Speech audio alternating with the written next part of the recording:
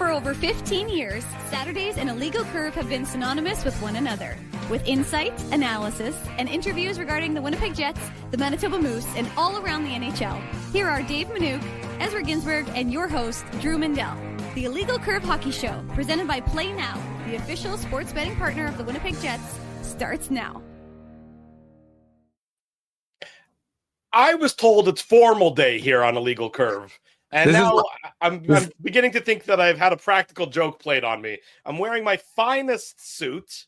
I'm dressed to the nines. Yeah. I was expecting that we were going to prom afterwards, and now I'm finding out that it's actually just regular hoodie and backwards baseball cap Saturday. What is going on here?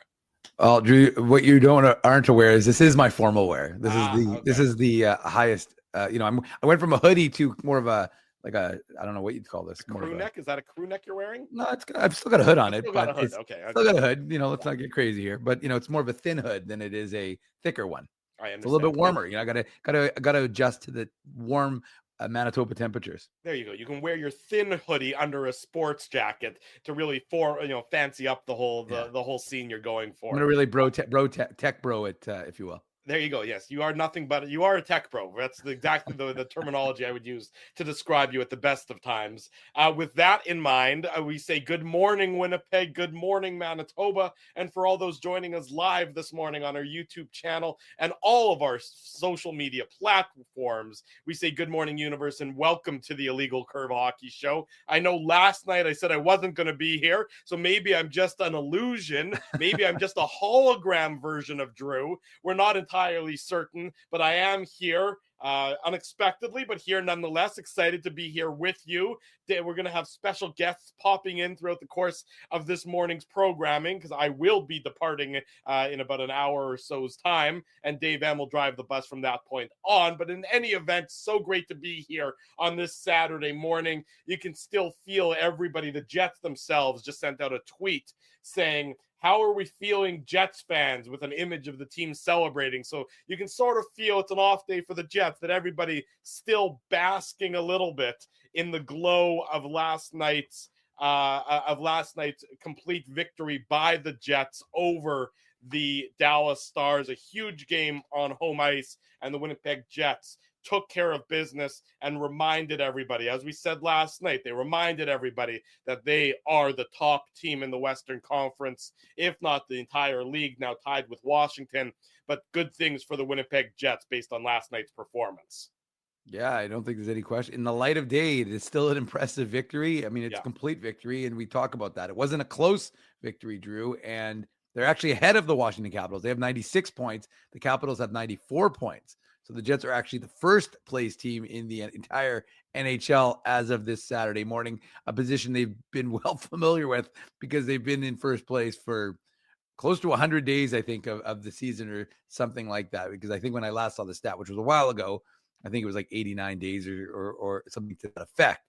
And I know that sometimes people worry about winning the President's Trophy, but when I quickly did some research in the last 37 years as they've been handing that out, 8 teams that have been first place have won the Stanley Cup, more than in any other spot. So you could say there's a curse, but it's also the position that's won the most Stanley Cups in the last 37 years.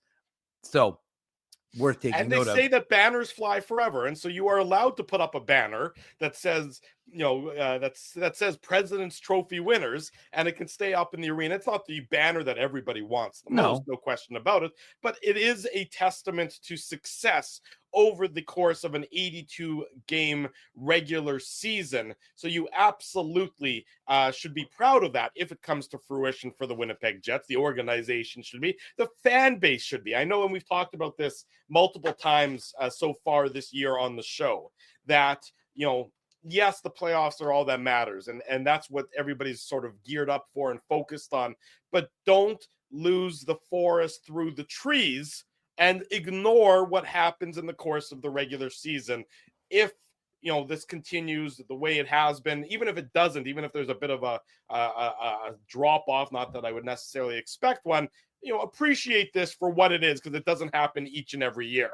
Yeah, no, I just think that point is well made, because I JC's telling me my statistics spots mathematics need some work. I'm just telling you, JC, that first finished had the most Stanley Cups, and interestingly, fourth overall had the second most with 6. So, and then second, I don't remember, it was like second, 7, and 8 or something like that. But if you want it, just let me know and I can give you the full breakdown.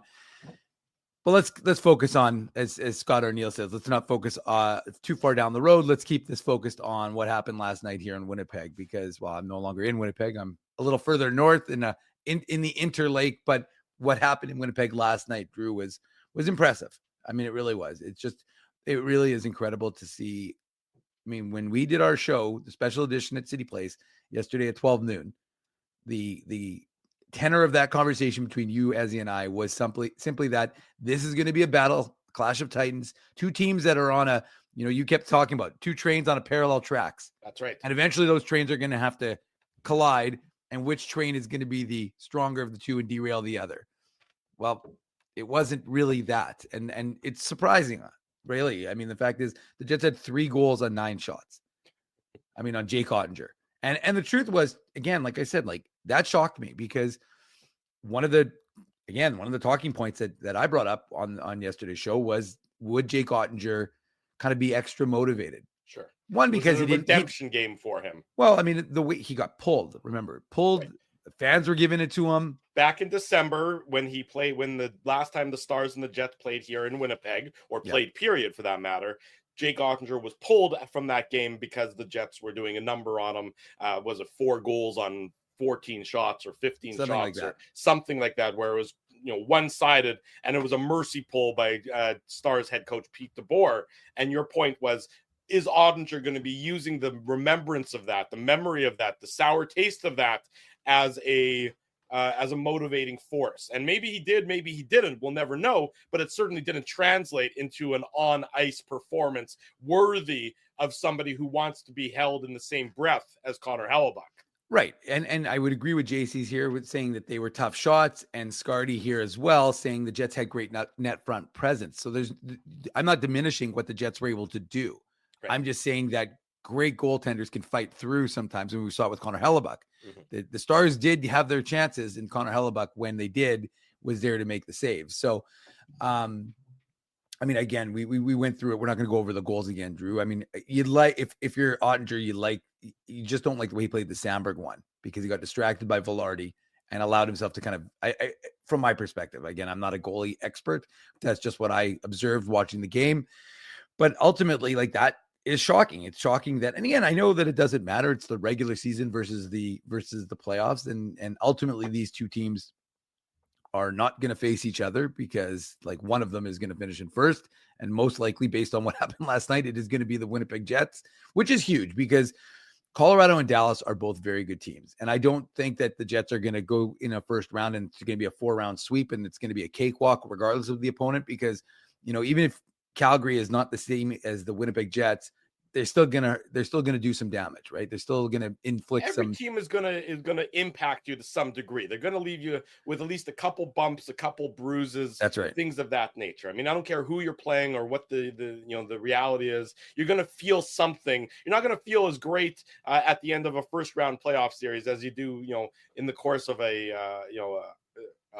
regular game. There's going to be some bumps and bruises. Right. So anyway, so the point is, though, that while I wouldn't say that it's going to somehow translate later on, I just think it was an impressive statement game. Not that the NHL recognized that, because they're busy focused on the Oilers OT win on the front page of NHL.com.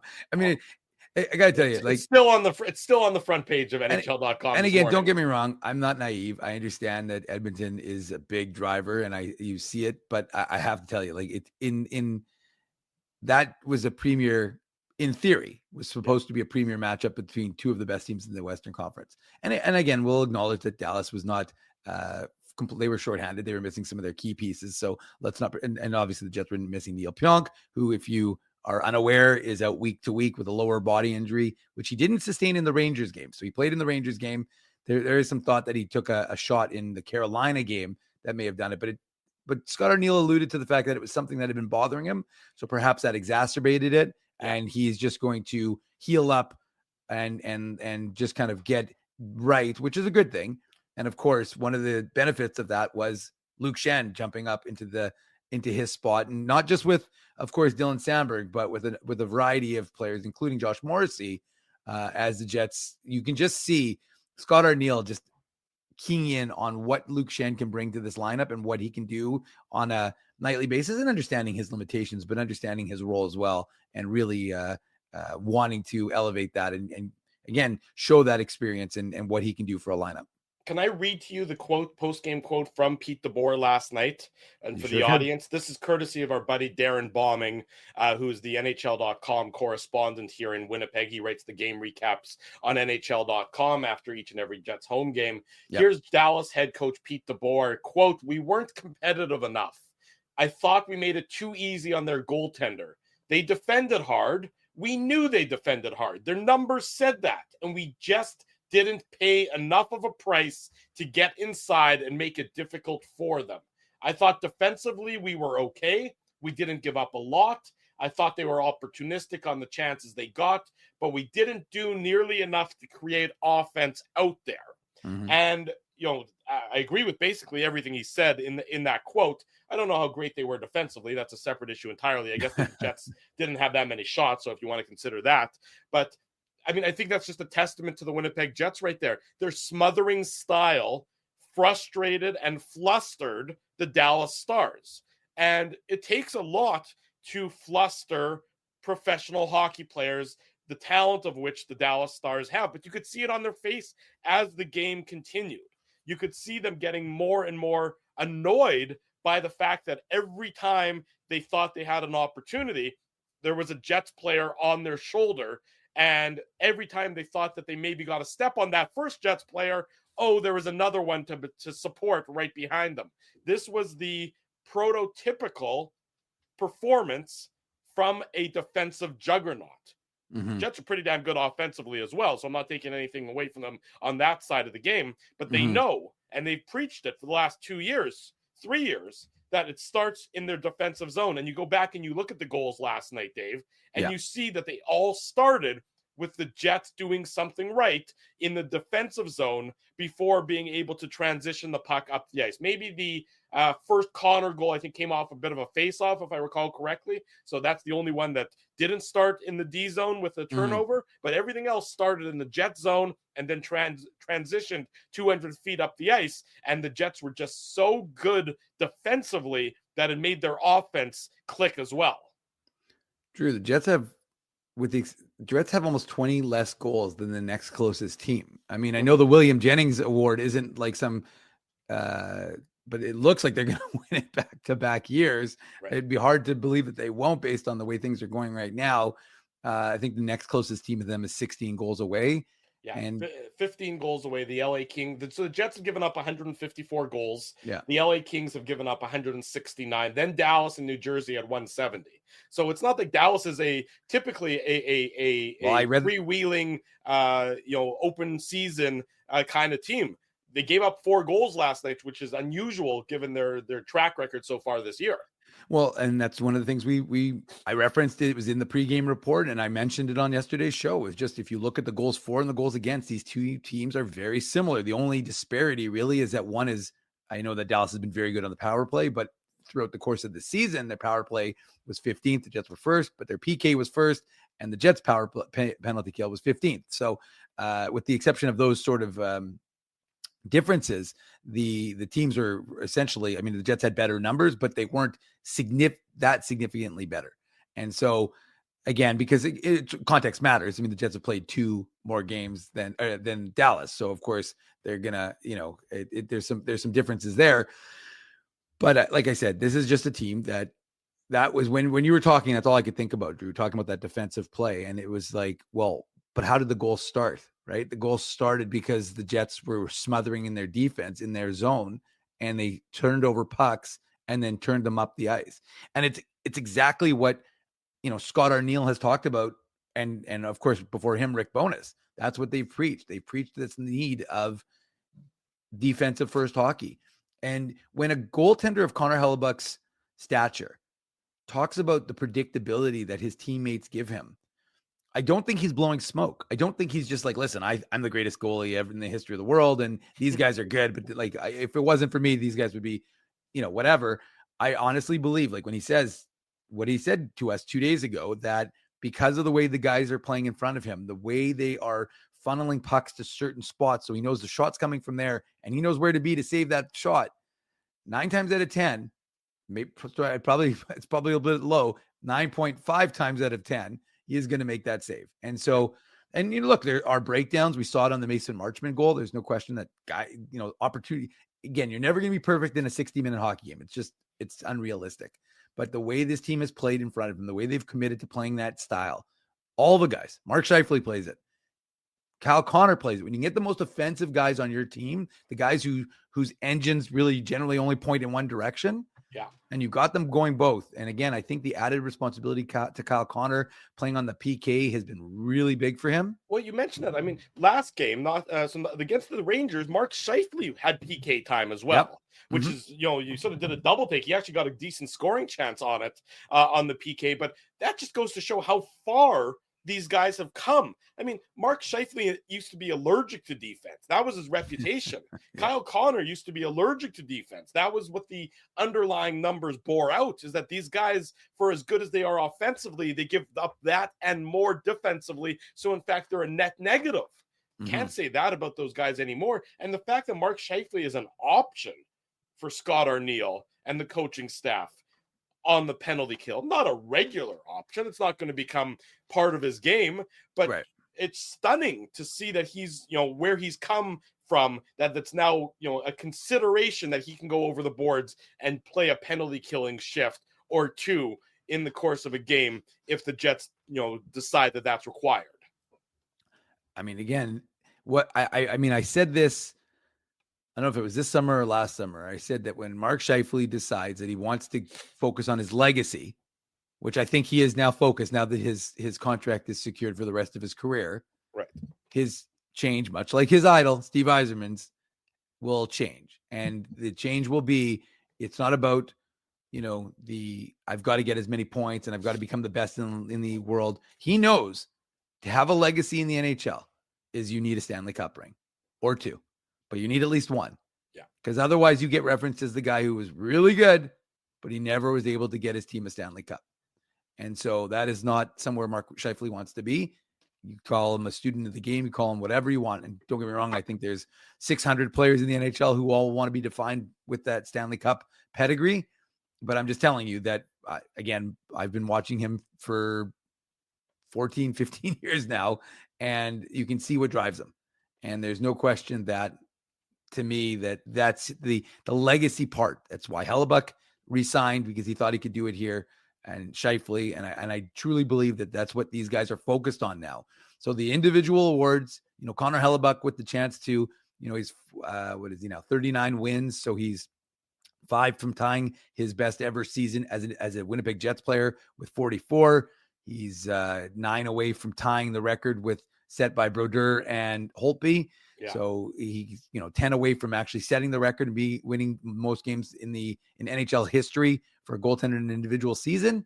And again, like I said, most likely going to win the William Jennings, but the focus and the Vezina, and he'll be nominated for the Hart. But again, the focus of these guys, of this team right now, is not individual awards, it's Stanley Cups. And look, I think it's worth mentioning that, Ken Wiebe, our friend and colleague who works with the Winnipeg Free Press, broke the news that Alex Iafallo is looking to stay in Winnipeg. So that's what I was going to transition to your point about that. See, Drew, we're right now, we're doing too many shows together. Simpatico there. Simpatico, exactly. Mind meld, the illegal curve mind meld going in full force. So this came out last Tuesday, so about 5 days ago or so. It was an article on before the Jets and the Rangers game. That night. So it was sort of that night. It got maybe lost in the shuffle of the game story. I did, because you mentioned it, and I was like, where is that? And then you had to point it out to me. So the mind meld wasn't working at that point in time. It's working this morning. Yes. But Alex Iafallo, who of course the Jets acquired in the trade with Los Angeles that brought over Gabe Vilardi and Rasmus Kupari, and a draft pick in exchange for Pierre-Luc Dubois, is talking to the organization about a contract extension. Here's the comment. Iafallo's camp was in touch with the Jets during the break for the Four Nations face-off, and the two sides continue to work on a deal that would extend his time with the organization that acquired him in the blockbuster. They're trying to figure something out, which is good, said Iafallo. Obviously not thinking about it too much. I'd like to stay, so we're just going to go from there. So Iafallo, of course, currently under contract, pending unrestricted free agent at season's end. $4 million is what he's making this year at the age of 31. So he's getting a little bit up there in age. But if he wants to stay, you would assume with the rising salary cap that his salary is going to be somewhere, I would expect, in and around that $3 to $4 million mark, similar to what Vladdy Nemesnikov just re-signed for on his 2-year deal. He got a slight bump up from $2 million per year to $3 million per year for the next couple of years. You got to figure Iafallo is going to be somewhere in that range as well. And again, Iafallo is not flashy, but he's so effective in the roles that the Jets have been deploying him in that every team needs players like that. And more so from the Jets' perspective is I don't think that there's a built-in immediate replacement for what he brings to the Winnipeg Jets organization. There's young players, but I don't know that they bring that sort of veteran leadership, tenacity, lunch pail mentality that he brings in, night out.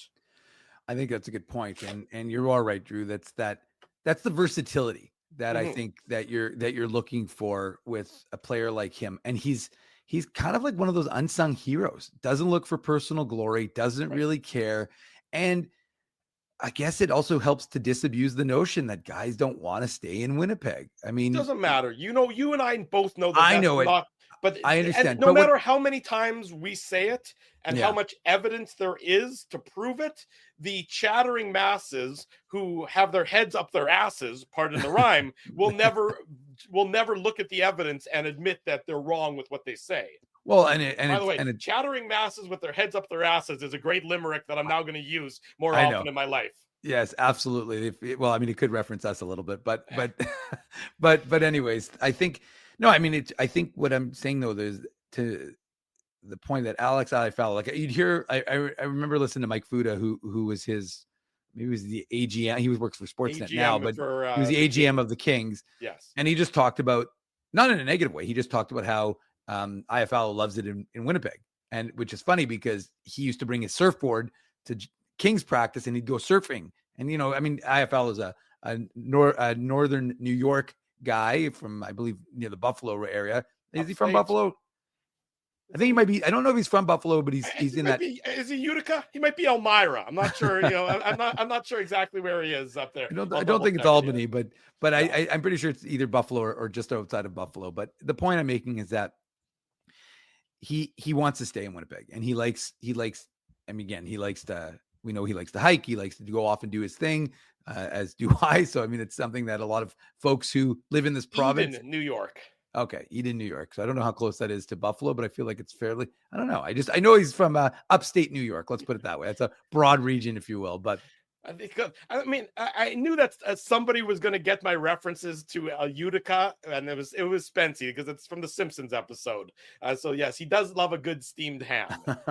Thank you, there, Superintendent Chalmers. There we go.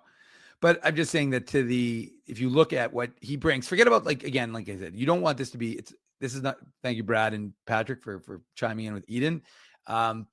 This is Stacey's giving us the geography of it as well. Apparently, Eden is just west of Buffalo. Yeah, Stacey. Oh, but then Frosty's saying it's just south of Buffalo. Stacey's saying it's west. Frosty's saying it's south. People, we need to look at our maps and get on board. If it's south, if it's west, maybe it's southwest. I don't know. Stacey's in Erie, if I recall. She's in Pennsylvania. That's right. So I mean, maybe she's just throwing shade on New York. I'm not sure. This isn't a geography class, but see, she knows. She drives past it every time she goes to KeyBank. Take that, Frosty. You're Frosty's in Winnipeg, so we'll go with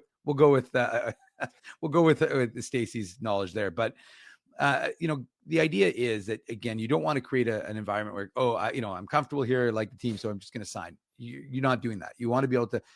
I mean, again, you're not the Vegas Golden Knights. You can't be cutthroat, but you have to be able to say, okay, at a certain point, we want prospect A, prospect B to be able to graduate and move into the spot, not block them. But the point you're making is there isn't a prospect that brings what Alex Iafallo brings.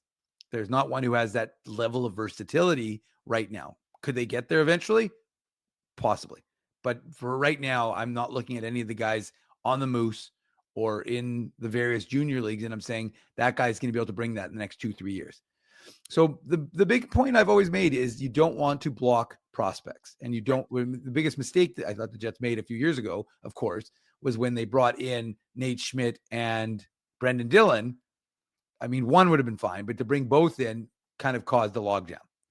And eventually it worked itself out. But I mean, again, it cost you Kovacevic, cost you Chisholm. I'm not saying they would have been on the team right now, but I'm just saying that it kind of stagnates your growth opportunities. Veterans, but at the same time, you also want everything to align ideally so that, when the veterans' contracts expire, there's somebody ready to step up and, play that role. One of your young players. The difference, of course, is that when you're 30, I mean, you see it when you're 31, you're a man on the ice, you're a veteran, you know exactly how the game works. When you're a younger player, when you're 21, there's an adjustment period. We've seen it with Cole Perfetti. We've seen it to a lesser extent, I would say, with Dylan Sandberg.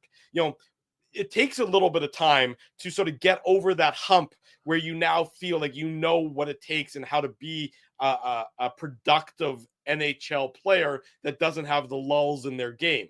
Iafallo knows his role game in and game out, and is able to execute it. He's never at this stage in his career going to turn into a 30 goal scorer, but he's going to be a guy who gets you between 10 and 15 goals most every year. That's where he's at this year. He's at 10 goals. Last year it was 11. His career high is 17. That was a couple of years back with the LA Kings. Again, he's just a good veteran player. Every team needs them. The Jets have a litany of them.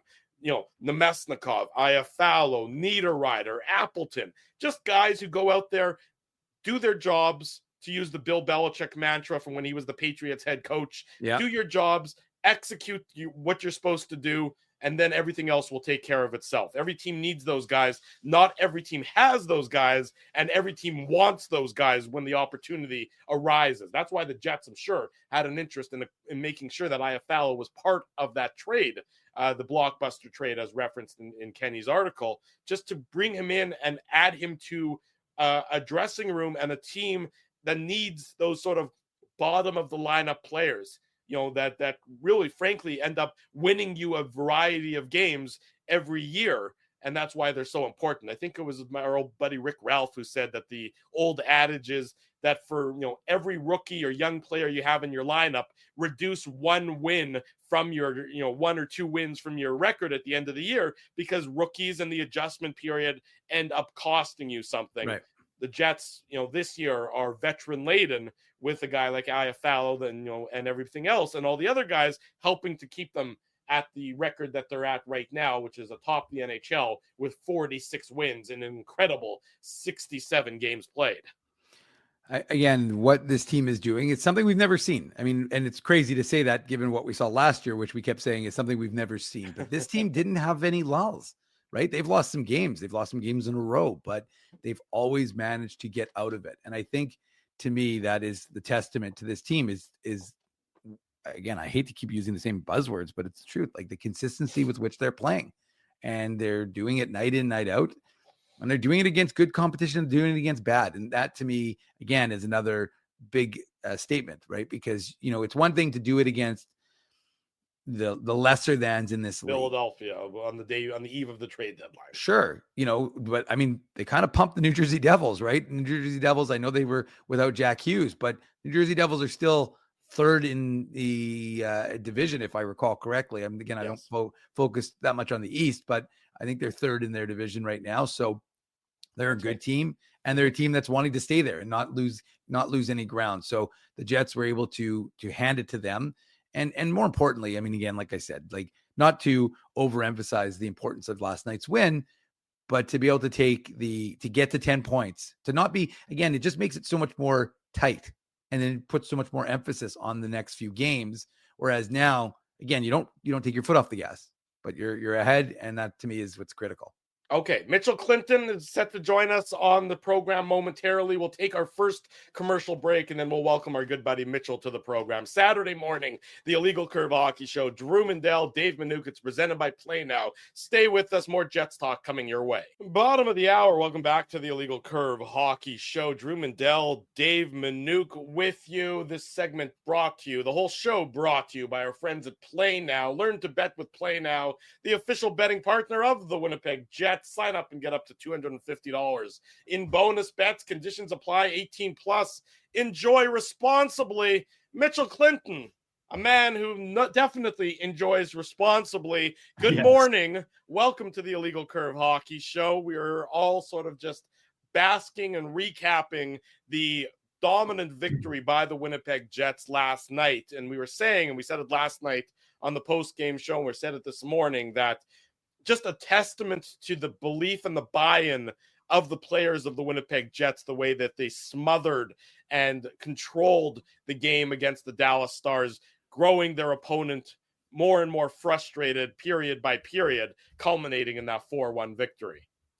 Yeah, you think of, the fact that Jason Robertson had an 8-game point streak coming in, and he had a couple of looks. Absolutely. Good players are going to get their looks. But what really stood out to me from the Winnipeg Jets, and we've seen it a lot this year, is when they're at their best, it's not just that they're defending super well in their own zone, right? It's a 5-player forecheck up the ice. And, there's a couple of situations on the Scheifele play, the one that ends up going off the post and stays out at 1-0, where it's Winnipeg forcing a turnover. And on a couple of goals that Winnipeg scored, it was a defensive play that led to it, right? Dylan DeMello helps lead to the opening goal. Josh Morrissey stepping up in the neutral zone for the second goal. So Winnipeg, when they defend as a unit of 5, man, it is frustrating for teams to play against. We saw that from the Dallas Stars. And, obviously it's a nice little statement made for Winnipeg. But I did enjoy what Kyle Connor is almost like his disposition last night after the game, where he was just kind of like, yeah, it's 2 points. Like, I don't know, man. I was pretty excited watching that game, but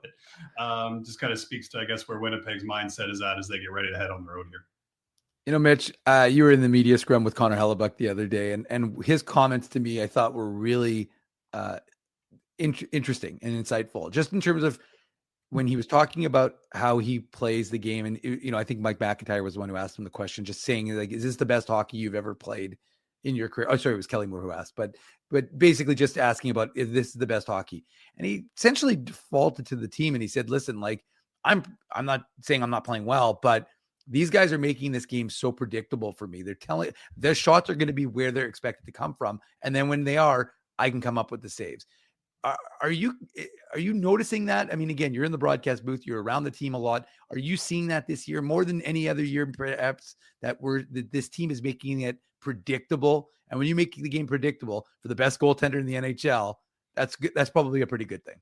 I think it's kind of continued to be an evolution, right? And it's kind of started, you could say, how Winnipeg currently plays kind of began with when Rick Bowness, Scott Arniel, and that group kind of came in and kind of shifted how Winnipeg played their game defensively. Now, I remember, this training camp, Scott Arniel saying, like, it's going to look a little bit different. He wants to make a few changes, of course, and that's, his prerogative as the head coach, and maybe add just a little bit more offense to what they were doing. But they really haven't strayed from kind of what we were talking about earlier, that 5-man pressure all over the ice. And when you get into the defensive zone, it's like a lot of teams, right? They're going to pack in the middle of the ice and really try to prevent a lot of pucks from getting there, whether that's through a seam pass or otherwise. But what I have seen, even over the course of the evolution on the penalty kill, for sure, you are seeing like those flank opportunities that maybe were a little bit more common. You're not seeing a whole lot of them. The pucks that are getting through maybe are those deflections. That happens against every team. When Connor Hellebuyck is seeing shots on the penalty kill specifically, I mean, if it is that one-timer, he knows it's coming because he can see everything in front of him. That's kind of one of the underrated parts of Connor Hellebuyck's game that I think is starting to get a little bit more attention, is how well he reads what's in front of him. And even last night, you could see there was a situation off of a Dallas offensive zone draw, so defensive zone draw for Winnipeg, where a puck comes through off of a Dallas 1 face-off, and Hellebuyck makes the save, no rebound. But then he's quickly talking to Luke Schenn right after that. Just about, he's kind of pointing to different spots on the ice.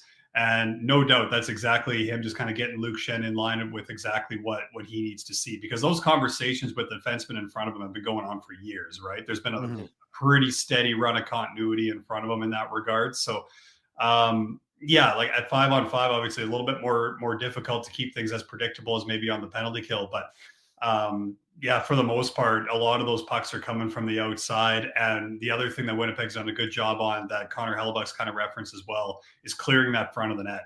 You know, you look back at the series against Colorado, there were a lot of deflection goals that, you know, Winnipeg would, you know, really want to clean up as they got into this season. And I think they've been very, very good at that over the course of this year as well. Mitchell Clinton, our guest on the Illegal Curve Hockey Show. It's presented by Play Now. You know, Mitchell, of course, is a Winnipeg Jets analyst working alongside our good friend Paul Edmonds. No truth to the rumor. He gets hazard pay for doing that, but that's a separate issue entirely. But Mitchell, you mentioned the sort of the on-ice communication there that you saw between Hellebuyck and Schenn. And of course, they've only played 2 games together, so they're learning about one another.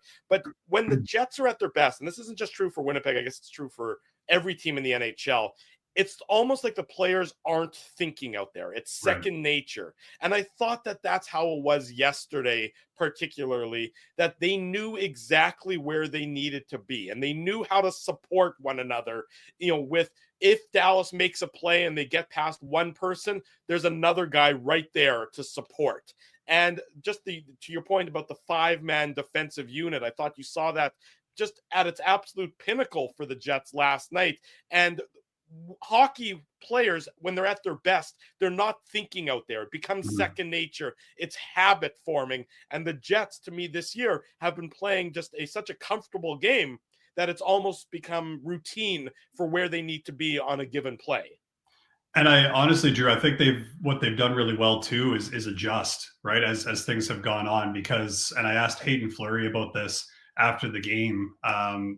You look at the second meeting of the season between Winnipeg and Dallas. What did Dallas do? Well, Dallas stretched the ice really well. They were able to get stretch passes to the middle of the ice and kind of break through Winnipeg's 1-2-2, the kind of like the way that they want to play the neutral zone, right?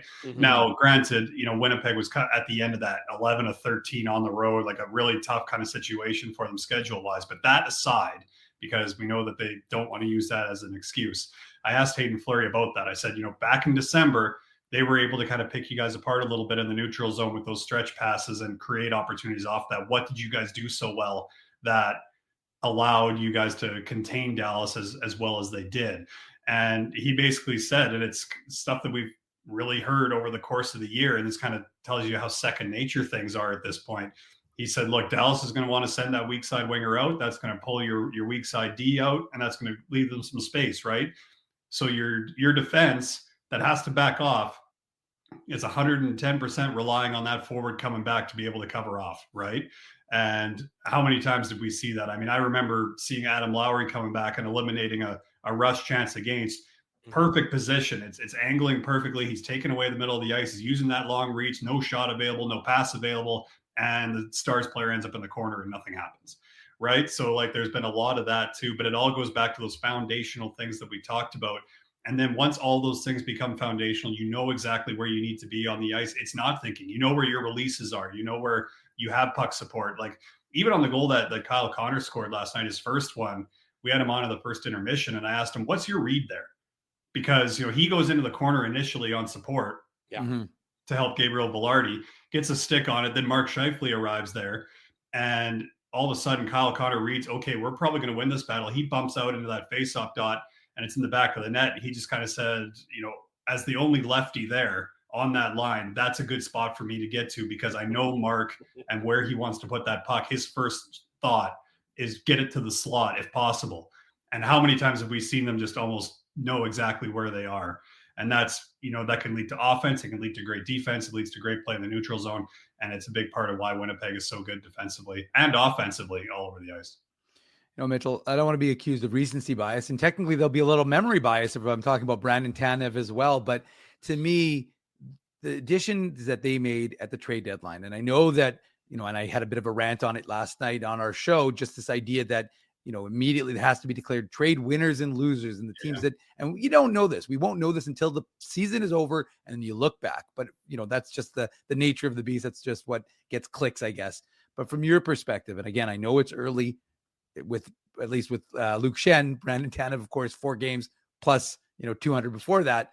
But from your perspective, how good have those two been? How seamless has that transition been? And how important is a guy like Luke Schenn with 2 Stanley Cup rings and that level of experience going to be for guys like Dylan Samberg, who, quite frankly, have not gone deep other than when he was playing in college? Yeah, absolutely. I think, all those lessons will be important. And I think the other thing that comes with Luke Schenn, having those 2 cups, all that playoff experience, even all the games that he has in the regular season, is he's not going to come in and just kind of like dump all this advice out. You know what I mean? Like he's going to pick his spots really well and know what needs to be said and when it needs to be said. Of course, you have all the off ice parts. I think he had 7 hits last night in addition to the 5. And, I was even looking at like the hit totals. Winnipeg had over 30 hits, I think just around 35 last night, but it never felt like it was one of those situations where they never had the puck, so they had to be hitting. You know what I mean? It almost felt like it was like forechecking as opposed to anything else. So Luke Schenn in the defensive zone, obviously very tough to play against. That's exactly what you want. And, you hate to keep going back to that Colorado series, but you think of, Valeri Nichushkin hanging out in the front of the net, right? Like that's Winnipeg did as good of a job as they could, but that, Nichushkin just seemed to find ways to get sticks on pucks. And, funny story from morning skate yesterday, I was talking to Paul Edmonds after, and he said, Kevin Sawyer was talking to Luke Schenn, and Kevin Sawyer's not a small guy, right? And Luke Schenn just looks massive even next to him. So you can imagine what it'd be like to go one-on-one with Luke Schenn at any point of the defensive end. And obviously he moves the puck really well, and obviously has showed that he can play up in the defensive pairs as well. Thought it was interesting to see a little experimentation with Schenn and Morrissey last night as well. Yeah. It's just, what I think that was just trying to see little things, but like, when are you going to be able to have a chance to work on these kinds of things and see what works, right? So I think we're already seeing how Luke Schenn can kind of mold in, and Brandon Tanev, like as advertised, right? Like, I really wish he would have scored on that partial break that he had in the first period. I think the entire building would have went ballistic, even more than it already did on the opening goals. So, but yeah, like he's just that guy that, uses his speed at the right times. It takes a while to learn exactly how to do that. It can add some great energy to that fourth line. You got to give credit to Morgan Barron for how he's been able to slide into the middle of the ice, another option that Winnipeg can go with. So yeah, like as much as at the trade deadline, it seemed to be just quote unquote depth pickups for the Winnipeg Jets. Man, if they already played a significant role, and once you get into the postseason, like think back to those first couple of games against the Nashville Predators and how big of a role Brandon Tanev had in those games. You never know who's going to be the one that steps up for you at any particular time in the postseason. To your point there, Mitchell Clinton, Winnipeg Jets analyst, is our guest this morning on the Illegal Curve Hockey Show. You mentioned Morgan Barron, and I think it's now been 3 games up the middle on that fourth line with Tanev and Iafallo. And I've been sort of saying this since the get-go, is I like how that line has now taken on a bit of a different identity. When it was Kupari or when it was Gustafsson, it was more of a speed-focused line. With Barron, they're more physical than I think they used to be. And I think that physicality is really having an impact. We know Brandon Tanev is a Tasmanian devil out there. He's going to hit everything that moves. But then you add in Barron and you add in Iafallo. These are 2 big men now on your fourth line who can lean on your opponent, to quote Kevin Sawyerism right there. And I think that changes the dynamic of the Jets' fourth line. And now you look at the third and the fourth line, I'll call the Lowry line the third line, whether it's 2A or 2B for argument's sake. You know what I'm saying here. Those are big, heavy players who are going to lean on the opponent, shift in and shift out. And then you got the talented guys up front who are now able to dazzle a little bit more. I just like the idea of sort of turning that fourth line from a little bit more of a speed line to a physicality line, still not slow by any stretch of the imagination, though. Yeah, there was a shift last night where the Lowry line went to work below the goal line, and like I remember saying to Paul on the air, I was like, imagine being an opposition, in that case the Dallas Stars, where all right, I've won this puck battle against Adam Lowry, 6'5", and it's bumped across the wall a couple of feet to, oh great, 6'2", 225, Nito Niederreiter. Great, I'm about to do this all over again. You know what I mean? So yeah, that can really add up, especially over the course of, you look ahead, and I know the Winnipeg Jets don't like to look ahead, but in a postseason that can be valuable, right? Like, and having options can be valuable. Like, so much of what Scott Arniel's answered question wise the last few days, especially, has been about options, and I think you really do have to credit Morgan Barron for his ability to, yeah, he played, center a little bit with the Rangers and a little bit in college, but to do it on a consistent basis. I mean, I remember Gabriel Velarde saying, like, when he took over for Mark Scheifele early on in the season there, when Mark was kind of nursing a little bit of an injury, he talked about some of the wear and tear that it puts on you. So it's not necessarily like you go in and you do a quick little face off and otherwise it's all the same. It's those face offs are tough. Yeah. And you have to have some endurance to be able to handle them. And I never really thought of it the way that you kind of put it, in terms of the identity of the fourth line kind of switches a little bit. That's an interesting point. Just because, yeah, like, I mean, you think Rasmus Kupari, you certainly think speed, and Morgan Barron definitely has the pace, but yeah, like, plays maybe a slightly more physical style. So again, it kind of goes back to options and whatever look that Scott Arniel and the coaching staff wants to go with. And man, is it nice to be able to have that, right? Like, to be able to move players around and kind of change things just to kind of suit whoever you're going up against, or whatever statement you want to make on that particular night with your lineup. No, Mitchell, when you look at this team, you can't help but notice how defensively minded they've been. And that's obviously a testament to Rick Bowness and some of those players that you don't even expect it to be, because it really wasn't part of their DNA for large parts of their career. And that's just the facts, right? Kyle Connor, not really a Selke guy. You didn't think of him in the same vein as Patrice Bergeron or Mark Scheifele. And we've talked a lot about how these guys now want the legacy, right? And they want to focus on winning cups, especially Mark Scheifele, now that he's, settled here and he has his contract. But from your perspective, what is putting those guys on the PK? We know that Kyle Connor's played a lot more PK than Mark Scheifele, but what do you think that's done in terms of helping them be more defensively minded, or if it even has in your mind? I think a part of it has to do with flow, right? Like, if you get into a game that has a lot of penalties, it gets really tough to keep, your guys that don't necessarily play on the penalty kill in the game. So I think that is part of it. I also think a little bit of it has to do with what the opposition power play looks like as well. I think if you see, say a power play in particular that likes to use the flanks, and there's one-timers all over the place, I don't think you're going to see as much Mark Scheifele or Josh Morrissey for that matter, if everybody's healthy. But I think what it has done is it kind of has accentuated to players like Scheifele, players like Connor, how well they read the game and how they're able to take advantage of that from a defensive standpoint. I think a lot of the commitment, and we've talked about how committed Winnipeg's been to the play defensively, is the reward that's come from it, right? So you look at the fact that they've won a lot of games. Number one, that's the main thing. That's the main reward you want to get from sacrificing your body or taking that extra stride, taking that hit, whatever it may be, to get the puck out. But the offense for the Winnipeg Jets hasn't really suffered either, right? Mm-hmm. And I talked a little bit earlier about how Scott Arniel wanted to open things up just a little bit, and maybe on some breakout variations and whatnot. I remember him saying that in training camp.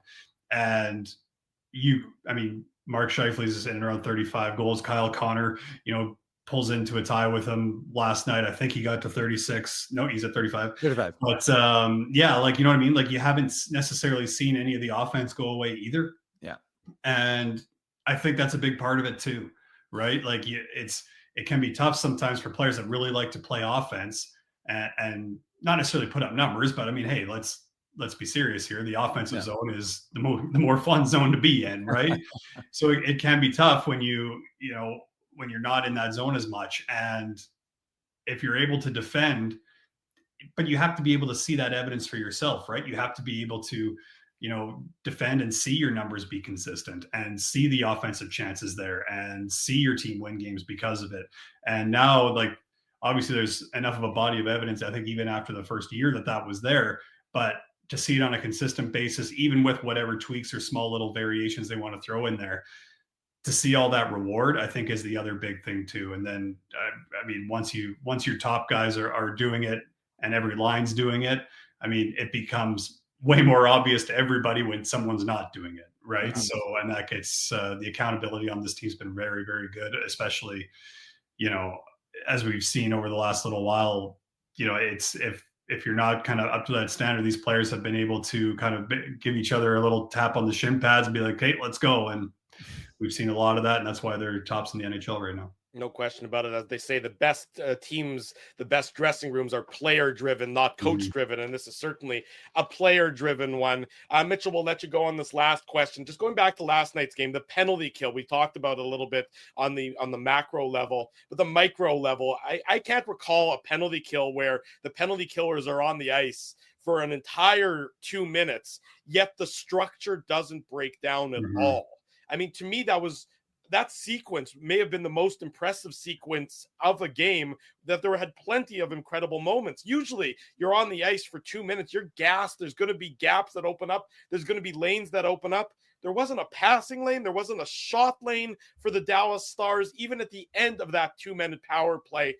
That to me was just exemplified the Winnipeg Jets and their attention to detail. And anybody who watches the show knows that that's the cliche I rely on all the time. And you can all take your morning shots at this point in time. I said attention to detail. I hope you're not drinking this early, but no judgment. But in any, whatever you're drinking, that's fine. That looks healthy. I don't think that looked like it could have been a stout. I don't think that was a stout beer though. I hope no. But I mean, to me, that was just an incredible sequence in a game full of them. Yeah, exactly. Because especially when you get into that last 40 seconds of that PK, that's when things get real difficult, right? Like the legs are heavy. You can't pressure on your typical pressure points or any of that. So I thought Adam Lowry and Alex Iafallo had a couple of really good switch offs at the top of the zone. Like one is the high forward, one kind of working the flank a little bit. And yeah, like honestly, at that point, it kind of just comes down to guts and desperation, right? Like that's pretty much exactly what it was, but it kind of exemplified the work ethic that we saw from the Winnipeg Jets last night. And I think I can't imagine as a penalty killer when you get to that point that yes, you're tired, but it almost becomes they're not scoring. I've been out here this long. I'm doing everything I can to make sure that thing's not and end up in the back of the net. And even at the end of that penalty kill, how Adam Lowry pushes that puck up ice, throws a hit. Like it's those little details like you talk about that make such a big difference, because that ultimately allows Winnipeg on the long change at the time to be able to get the full change that they needed. So yeah, I was very impressed. I mean, really since January 5th, that penalty kill, I think going into last night was 5th in the NHL in that regard. So that penalty kill has kind of quietly over the course, especially the second half of the season, really shown itself. It kind of went into last night's game 15th overall in the National Hockey League, but on a micro level, like you talked about. And I think it's been long enough that we're bordering on getting to macro. That penalty has become an absolute strength for the Winnipeg Jets, just like the power play. Well, to your point, Pete DeBoer, as I read this quote out earlier in the show. We weren't competitive enough. That's what the Stars head coach said. They defended hard, they being the Jets. We knew they defended hard. Their numbers said that, and we just didn't pay enough of a price to get inside and make it difficult for them. And, music to the ears of the Winnipeg Jets to hear that from an opposition head coach, praising the opponent while lamenting his own team's performance. 4-1 for the Jets last night. You're out on the road, Seattle, Vancouver, Edmonton. Travel safe. We'll look forward to the call on 680 CJOB starting tomorrow night for the Jets and the Kraken, as the Jets look to keep the good times rolling as they did last night. Mitchell, thank you for this. Appreciate your time. Appreciate your insight. Absolutely. Thank you, gentlemen. Have a great weekend. Thanks, too. Mitch. Take care, Mitchell. There you go. Always great catching up with Mitchell Clinton this morning on the Illegal Curve Hockey Show. And we have a special guest coming in for hour number 2. I do have to depart. I do have that family obligation that was supposed to keep me away for the entirety of this morning. But circumstances be what they are. Mr. Ginsburg, unfortunately, under the weather. Our good buddy Jimmy Toth is going to sit in with you, Dave, for the remainder of this morning's program. So I'm going to say au revoir. Goodbye, shalom to everybody watching the program. Sayonara, if you will, as well. I'll be back tomorrow for the post-game show. Dave, I'll let you take the show to commercial break, if that's okay. Sure, in terms of hitting the button, just to make sure nothing screws up on our end. Could have given me a little heads up there, Drew. Sorry, that's why I'm talking a little bit. I'm rambling on a little bit, giving you the opportunity to get it queued up. When we come back on the Illegal Curve Hockey Show, Dave Minuk and Jim Toth and Daniel Fink at the bottom of the hour. I'll see you, everybody, tomorrow night for the post-game show. Dave and Jim moving forward Thanks so much, everybody. Have a great Saturday. We'll hope it's Dave and Jim. If Jim doesn't log in soon, it just might be the Dave Minuk experience, which means I'm just talking about the Moose for the full hour. Well, until Daniel gets on at 10:30, then I'll talk about the Moose with Daniel. But for now, we'll say goodbye to Drew. We'll head to commercial break and hear from our sponsors from these few words. We want to thank you for not betting with Play Now and choosing our illegal gambling site instead. Because we couldn't afford things like this without your money. So much of your money. Now you might have questions like, do our profits benefit your community? No. Or bet with Play Now, Manitoba's local legal and secure gambling site. Dining, entertainment, parking, and convenience, all in one spot. City Place is located in the heart of downtown Winnipeg, attached to the Canada Life Centre. Whether you're working, living, or out for a night in the downtown, make City Place your go-to destination before or after the fun finds you. Lunchtime, game time, anytime, visit City Place at 333 St. Mary Avenue, next to Canada Life Centre. Holt Dental, the new official dentist of Illegal Curve, has a philosophy rooted in two unyielding principles: genuinely caring about patients and providing outstanding service. Being a patient of Holt Dental means more than just checkups and treatments. It's taking the time to listen and talk to each patient so they can achieve the best long-term health, functionality, and aesthetics for their teeth, mouth, and gums. Conveniently located at Grant Park Festival on Taylor Avenue, Holt Dental is dentistry of the highest quality in a comfortable and relaxed environment. For more information, visit holtdental.ca. Oh, and there's plenty of free parking at the front door, too. Celebrating its 40th year as Winnipeg's home for stand-up comedy, Rumors Restaurant and Comedy Club has recently been named Canada's top comedy club and a top 5 comedy club in North America.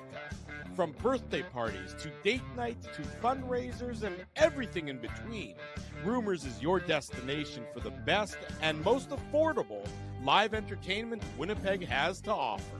For more information on upcoming shows, Rumors' incredible promotions, and to purchase tickets, visit rumorscomedyclub.com. So you're a pizza person, you married a wing person, but somehow your kids are salad people. You can't pick your fam, but you can pick your BP meal deal, starting from $18.99 for takeout or delivery at bostonpizza.com. Welcome back to the Illegal Curve Hockey Show. Not just me, though. It's not the Dave Minuk experience. It is the Dave Minuk and Jim Toth experience, because Jim is joining us here for the second hour of the show. The late addition to the show, Jimmy Toth. How are you, Jim? I'm good. How are you? You got me? Audio works and everything? Everything's working great. We appreciate you. A last-minute addition, giving up an hour of your Saturday to join me to talk about hockey and talk about that impressive Jets win. So, Drew and I talked about it in the first hour, Jim, but let's maybe give your thoughts on the victory over the Stars and maybe some of your observations from the game. Yeah, I think it's a big victory, and it's in a lot of everything that happens this week, Dave, or this year, to me, is in the fashion in which they do things. And there hasn't been a lot I have not liked, and to be honest with you, there's been quite a bit I've been impressed. And last night's game was another one. I thought start to finish, that was a 200-foot hockey game that the Jets absolutely dominated. And you're waiting for the pushback from Dallas, and I knew that they had injuries and everything like that. But this is a very well-oiled machine. It plays its system, and I'll just go back to Tuesday night's post-game media availability with Luke Shen, who delved into what the Jets are. He goes, they are as advertised. They follow their systems. They play it to a T. It reminded me of earlier in the season when they shut out Colorado 3-0 at home with. And basically what impressed me the most, and I was at that game in the press box, was just that, they didn't panic. There wasn't any sort of getting out of your position. The penalty kill against the Avalanche power play, their sticks were there. And quite often, as we all know, that, if a puck's going through a pass and it's not as crisp, or there's a quite a little tweak of the pass and it goes somewhere, somebody might want to jump out of position and get a stick on it or dive for it. There was none of that. And I thought last night too. And then the first line, right? Like, we're talking about how the big guns loaded up, and rightfully so, this past week and a half. But to me, that was a dominant performance and really showed what the Jets are if they can play that game consistently, which that I think is another part of this season. They've been very consistent. They've won a number of games in different fashions and can win. But I thought, Scott Arniel started the top line and said, this is a top game. I like this season, Dave. They're taking ownership of everything. And Scott Arniel is giving ownership to the people that he wants certain things from. And I think it was Murad who asked the question, or somebody else last night in the post game too, that Arniel had said, I think you've been specific with whom you start in certain games. You started the top line. I think Murad's right about that. Scott Arniel is like, you guys want to elevate yourselves. You guys want to take that next step. There are key times, there are key moments when I'm going to play you in those moments, and you have to step up. And I thought the start of last night's game was one of them, and the top line was phenomenal. I know Dallas is banged up. Yeah. But banged up has nothing to do with how the Jets outskated them, outhit them, and dominated the game. And so I don't want to get too far ahead of myself. I said going into it, it's a big game, but it's not defining or anything like that. Right. But what it is it's like, here's our resume, and the resume is changing. Well, and one of the big changes to that resume were the additions, because even though I would argue that they nibbled around the edges rather than making big splashes, and I'm on board with saying you don't have to make a big splash in order to have an impact in order to win a Stanley Cup. Just what are your sort of, I mean, we all know Brandon Tanev, we know what he brings, but the Luke Schenn addition, and again, like, he just is an element that the Jets didn't have. And I know that, you'd want a guy like Dylan Samberg, but even Dylan Samberg, when we spoke to him yesterday at media availability, said, Kelly Moore, your colleague at CJOB, jokingly called them the Bash Brothers. He goes, well, I'm not really the Bash Brother quite yet. We'll be the Block Brothers. That is fine because they both block shots, but they're not quite the Bash Brother level. From your perspective, the Stanley Cup rings, the pedigree, I mean, obviously the Neil Pionk injury is significant, but then of course you get him coming in, and he just seems to, like, the key, one of the things for me from what I was watching was, and I've mentioned this before on the show, was when I saw Matt Rempe come in and come up to, like, in trying to impose his will, big guy, 6'9", whatever he is, and not really fearful. But our photographer, Colby Spence, has a picture, and it's like Luke Schenn standing up to him. And you could see that Rempe's like hesitant, and that to me is something the Jets didn't have anyone who has made anybody hesitant to come near that crease. Luke Schenn does that. What are you observing only 2 games in? Yeah, well, what I like about Luke Schenn and why I thought it was a good idea, and then we'll get in the whole trade deadline stuff if you want. But look, he is what you said. They had a help wanted sign out. And the help wanted sign said big physical defenseman who's going to make you pay a price, and block shots and penalty kill. And so help wanted sign answered. What they got in him, though, is, and I tried to explain this a little bit on our podcast this week a bit. So Josh Morrissey is so good defensively, but he's not big, hulking, a ton of weight to him. He's still a good size. Neil Pionk's a guy, too, that I find positioning is a big thing and things like that. Again, back to our Neil comment, when I watched the first game against the Rangers, and then he said that, you got to go a long way to get around him. So he's big, physical, and mean. But yet he's also very sound positionally. And so then that makes a difference, right? Like Pionk can be, positioned very well, but Rempe's probably going to push him a bit. And we've seen in the playoffs where he does a great job defending Connor a couple of years ago in that Oilers series.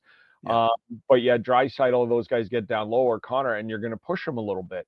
You can't push Luke Schenn. He's going to push you. And then the idea that he's also very sound, positionally sound, and defensive minded, and knows where to go and where to be, it just makes it that much harder. Like, I lost position here, but I'm going to force my way to the net. You can't do that with Luke. And if Luke's positionally sound and stuff, and then, I think he came off against the Rangers off the side of the net and just hammered somebody in the corner.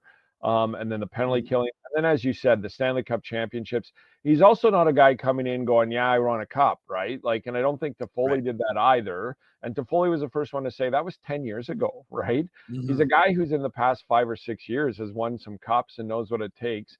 And then Paul Edmonds made this point on the pregame, and I kind of stood out to me. in the first game against the Rangers about Luke Schenn, and he said, Morgan Rielly's best season as a defenseman was with Luke Schenn. Quinn Hughes came out of his shell a bit and started to develop a lot more with Luke Schenn there. And I thought, this isn't just a 5'6" guy. This is a guy that, and we've kicked this around with Cam on Jets at Noon, that could you see him maybe up with Morrissey? And I'm like, yeah, in certain instances I could. That's why I was fascinated by last night, him going up with Sandberg. And I kind of was the same thing when I saw it in the morning. I thought, man, Sandberg doesn't like to say it, but he will hit you. And I think Sandberg's a little more Morrissey. He's a really smart defenseman, but he has more size. And when the opportunity's there, like Morrissey, he will hit you. I wonder if that Luke Schenn will bring that a little bit more out of him. And I'm not trying to change Sandberg at all. I think he's been fantastic, but I just like the addition. It's somebody, and he's not like last year, no disrespect to Colin Miller, he was brought in to be an extra D-man, and that's what he was. I think when that trade was made, people thought, oh, he's an extra D-man, and I didn't. I took somebody who said, Stanley was terrible in Carolina and blah, blah, blah, and now what? And they didn't acquire anybody. I said, well, they got Luke Schenn. And I said, you're right, Stanley was horrible in Carolina. And I said, I think the days of – I've had this theory, Dave, they ran Stanley out for 50 games straight, no matter how he played or what, because they wanted to know what they had. Absolutely, I agree. And I said, and now they've made this trade for Schenn. I don't think it was a depth defenseman. I think he was brought into the lineup, and the other positions are decided now. You've had your run.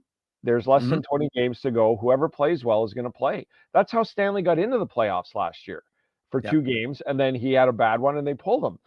This is an organization that's not all about winning. They're all about winning, and I thought Schenn was brought in not to be an extra veteran D-man and a presence. I thought he was brought in to play and make the team better. And then what also makes a team better is look at Fleury, right?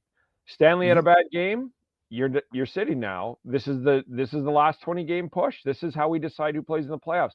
Fleury comes in, plays well, gets another game. I thought he played well again last night. I think he's going to get another game. And then when Fleury maybe plays poorly or somebody else gets injured, then, Stanley might get a look or somebody. But that's what he's brought to this. And then you add in the cachet of he's not a guy that's going to walk around and go, look, I've done this. Trust me, do this. He's a guy who's going to walk around and say nothing until something needs to be said. And then he's like, guys, you got to, this is how it, and I like that aspect of it too. So, and the fact that he's here for another year, I was worried about speed, but last night it didn't bother me, and it didn't bother me against the Rangers. And I thought the Rangers tried to turn that into a track meet. So I really like the acquisition and the fact that he's got another year here. I think it's a big move for Kevin Cheveldayoff and the kind of move he did with Colin Miller. I really like Colin Miller too. And these deadline acquisitions are often thought about at the deadline. And I don't think Kevin Cheveldayoff is a GM that can think about just the deadline. Right. Yeah. That's a good point. And one of the other things that I'm curious to know your thoughts, Jim, because I had talked about it significantly throughout the course of the early part of the season, because I thought the penalty kill was an area of concern for me. The Jets penalty kill wasn't up to par. Their power play was great, but I just thought, you don't have to be a top 5 penalty kill to win to win a Stanley Cup, but you need to be better. And the Jets were in the bottom third of the league, and that wasn't good enough. Now, if you look at the numbers right now, the raw numbers, they're 15th overall. But as we just discussed with Mitchell Clinton, they're I think the top 5 penalty kill since, I don't remember if it was since January. I think before the Rangers game, they were 8th best penalty kill since January 1. Yeah. Okay. So 8th best. So they're probably improved on that now, and they're probably 5th. Well, yeah, they might be, but the point though I'm making is just, are you, number one, the importance of the penalty kill? I mean, it seems like an obvious one, but sometimes people don't think it's that big a deal. I personally, like I said, I just think it could be such a position like Dean Chenoweth, who always talks about the power kill, right? The ability to draw strength from your PK because you've had an effective one. And we saw no better example than the 2 minutes of pure awesomeness, if you will, than them killing the entire 4 guys, staying out there for the full 2 minutes and killing it. But just from your perspective, just how much have you seen it kind of change? And we know the guys like Kyle Connor are playing on it, and Mark Scheifele even got a little bit of a run this week on the PK. So from your perspective, are you seeing a lot different, or is it just that, look, Dean Chenoweth came in this year and they're adopting a new system? Yeah, I think there's a new system there. But I don't think it's totally like out of the blue new. I think there's some tweaks to it. I think he's seen some things he would like to do. I know a lot of people didn't like how it wasn't aggressive at the top, and I know over the years with Maurice, people didn't like the way it just became a box of four that collapsed a lot and things like that. But I like the idea. Like I mean, how many chances of Kyle Connor have off the penalty kill, right? Like, and Absolutely. just and not just chances on breakaways. I think he's had 3. I could be wrong, but also just like chances that didn't materialize. So he gets a puck and he gets it out to center, and then it doesn't get into a scoring opportunity or the offensive end, but it's out, right? Like it's out of the zone. So I agree with you. I don't think it has to be top 5, but it should be top 15. 16 teams going to the playoffs. You'd like that to be around 10th or 12th at the worst. Yeah. So I agree with you. I don't think it can be in a lot of people say either bottom 10, middle 10, or top 10, and the top 2 are good. I argue it has to be top 15 like you. I think it's got to be in there, because the teams that you're going to face the power play last year against Colorado absolutely killed them.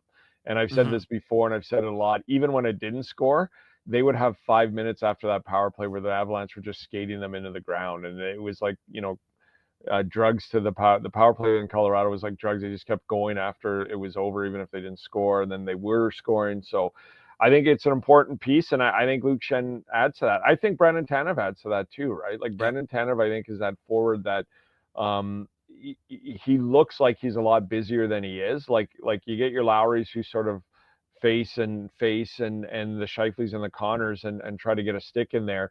And when Tanev does that, it just looks like he's moving more and coming at you more or something. And I think that can jar a defenseman as well. So I think they're 2 good additions to the team. They're not magnificent like a second line center like everybody talked about, but I think that as we saw last night, as we saw against the Rangers in a 2-1 game where the team was trying to outskate them, I think a lot of teams are going to try to outskate the Jets in the playoffs, like the Rush, like Colorado did last year. Yeah. The fashion that they can absolutely dominate a Dallas team and win 4-1 with a late goal given up. The idea that you can be in a 1-1 game and eke it out and get a 2-1 win against the team that's trying to skate you and rush you to death like the Rangers, they can win in many fashion. But the penalty kill has to be good in the postseason. A penalty kill and a power play can win you and lose you a game, and in a 7-game series, you need it to be working well. Well, and Jim, I'll get the stats out here. When the Jets are leading after 40, they're 36-0-1. And when they score first, they're 29-3-3. So, I mean, this team has just shown that ability to, I mean, it's just, those numbers are remarkable. They really are. I mean, especially the scoring first one, because like the having a lead after 40, okay, I get it. You can shut it down in the third. That's a sign of a good team. But the ability of scoring first, okay, well, that shouldn't always indicate that you're going to win that game. And yet for the Winnipeg Jets, the majority of the times this year, it's exactly what they've done. Yeah, it's been impressive how they can get to good stuff. I mean, Dave, you've been here as long as I have, going back to the Moose days. Things we used to talk about with the Jets. Yeah. You give up leads. You give up way too many leads. If you could just get the first goal. If you could just, get the power play working. If all these things that have, and a lot of the core that was there during these times is still there. Right. But they were just way younger, have come to like fruition, right? Like you just said, scoring the first goal. I mean, the 36-0-1 after 2 periods is astronomical to me, because you know that there's a push coming. We knew Dallas was going to push last night. And there's been some games like they win. I mean, the 2 games that they set the record for being down and winning 2 back-to-back games with less than 60 seconds to go. And that's the other thing that's impressive me. The structure and the system that they need to stick to is why they're successful. But yet that San Jose game where we all thought they were going to get, goalied. And then there's 30 seconds left, and Ehlers has the puck at the side of the net in the corner, and he just shoots it on net. And I think it was in the press box, and some people were like, "Oh, that's a bad." And it comes out a rebound, and Morrissey pinches and hammers it home. And everybody was kind of like, "Wow, that was lucky," or something. And I was like, "I don't think that was lucky. Like they're so structured, so sound, and so systematic to their benefit." But then Nick Ehlers is smart enough to go, we've literally tried everything here. There's 30 seconds left. I'm just going to try something unorthodox. And that's hockey IQ. That's, I think, the maturity of this team. That's the maturity of this team for a long time was, can you stick to the system, whether you're up 3-1 or down 3-1? That's happened. And then there's still the wherewithal to go like, I'm just going to try this because nothing else is working. And I thought, like, that's the kind of play that if you're a teammate or the opposite side defenseman that goes, what are you doing? But then, it happens to work. Now, is there luck involved in that? Sure. But just the idea that we for the entire power play at the end of that game, they worked the system to a T, and then there was just 30 seconds and nothing was going. So I'll try this. And it was a rebound and he jumps out of the way and Morrissey hammers it home. It's just that wherewithal to stick to what makes us good, who we are, to not deviate from it, but also in key moments at key times, we're smart enough and mature enough to make a play like that. So penalty kills, power play. That's the other one, right, Dave? Like, how many times have we said this power play should be way better than it is with this firepower? And then now look at it this year. So I think Scott O'Neill deserves a lot of credit for this. I really do. I know he's in the running for the Jack Adams. But to me, I've always said the reason I love John Cooper as a head coach is it's really good coaching to get a team to elevate and become better. It's amazing coaching how you keep that team motivated and striving to get better even when you've had success. And that's why I think John Cooper is one of the best coaches ever, because I remember after winning 2 cups, he benched Nikita Kucherov for an entire third period in February. And I remember going, wow, like and the other day, a couple of weeks ago, Kucherov wasn't on the power play. So he put his gloves on the end and he folded his arms like he was done. I don't know if everybody saw that clip, but like that, you have to do that as a coach to show like, this isn't acceptable. We have to keep and I think Scott O'Neill's come in, push some key buttons to get this team to where it needed to be. And the thing is about the consistency and keeping them there. And I think that's tough to do. I think that's tough to do when you have a really good loaded lineup to keep them firing on all cylinders like he has with less than 20 games to go. So what do you think? Do you think he wins the Jack Adams? Because it seems like the Eastern, like, honestly, I'm not joking. I saw something, and again, I don't get super fixated on awards, even though I have the ability to vote on them. But for me, Jim, like, I was shocked. I saw a poll out relatively recently, and he wasn't even on the list of sort of. Well, I just saw him on a list this week. Is the first time. That's what I mean. Like, it's to me, it's like, and again, like I get that we are hyper focused on this market. It's what we do. It's what we talk about. It's, we live it every single day. And I understand that, there are folks who don't, but again, that's why I always find that it's a little difficult to say you can vote on these awards across the board if you don't watch every team. And I just think that it's like, it's funny, Drew and I, and as we're talking about it the other day, it said, it's like when coaches come in or media come in from outside the market, or the Jets are in another market. And I know that you probably heard this clip where someone asked Scott O'Neill, well, basically, is Connor Hellebuyck doing this for you? And he was like, well, you're obviously, in his mind, he's like, he was respectful enough to not be like, are you an idiot? Like, have you paid attention? Like, yes, he's the best goalie in the league, but that's clearly not what we're doing here this year. And that's the question I get too from other markets is it all Hellebuyck? And the best thing I've been telling people is a couple of weeks ago when they were on home ice, Eric Comrie was in net and they shut out Carolina 3-0. Yeah, exactly. I have a buddy who works for another team in the front office in scouting. And he texted me and he said, your team just shut out Carolina and held them to whatever amount of shots it was with their backup goalie. And it just was a text out of the blue. It's been a couple months since I heard from him. And that's the point is that they're not just Hellebuyck, but Hellebuyck is a big part. And I think that's the difference, right? We've seen this team have playoff success based on Hellebuyck and not much structure and giving up too much defensively. People ask me that all the time too. Like, is it Hellebuyck? No, I think this team can win playoff rounds without, I shouldn't say that, but Eric Comrie has won some games against some really good teams and probably should have won more games against some teams because of the team in front of him. So, and I think most people know, like when I did Sportsnet in Vancouver, they were like, we know it's not all Hellebuyck. So what else is it?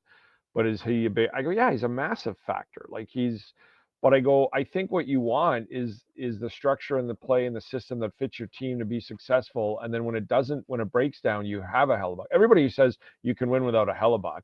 I'm like, yeah, you can. But when those things break down, would you rather have one or not? You'd rather have one, right? Like, so I don't know why it's such an argument of not every team, you can win the Stanley Cup without a Hellebuck. Yeah, you can.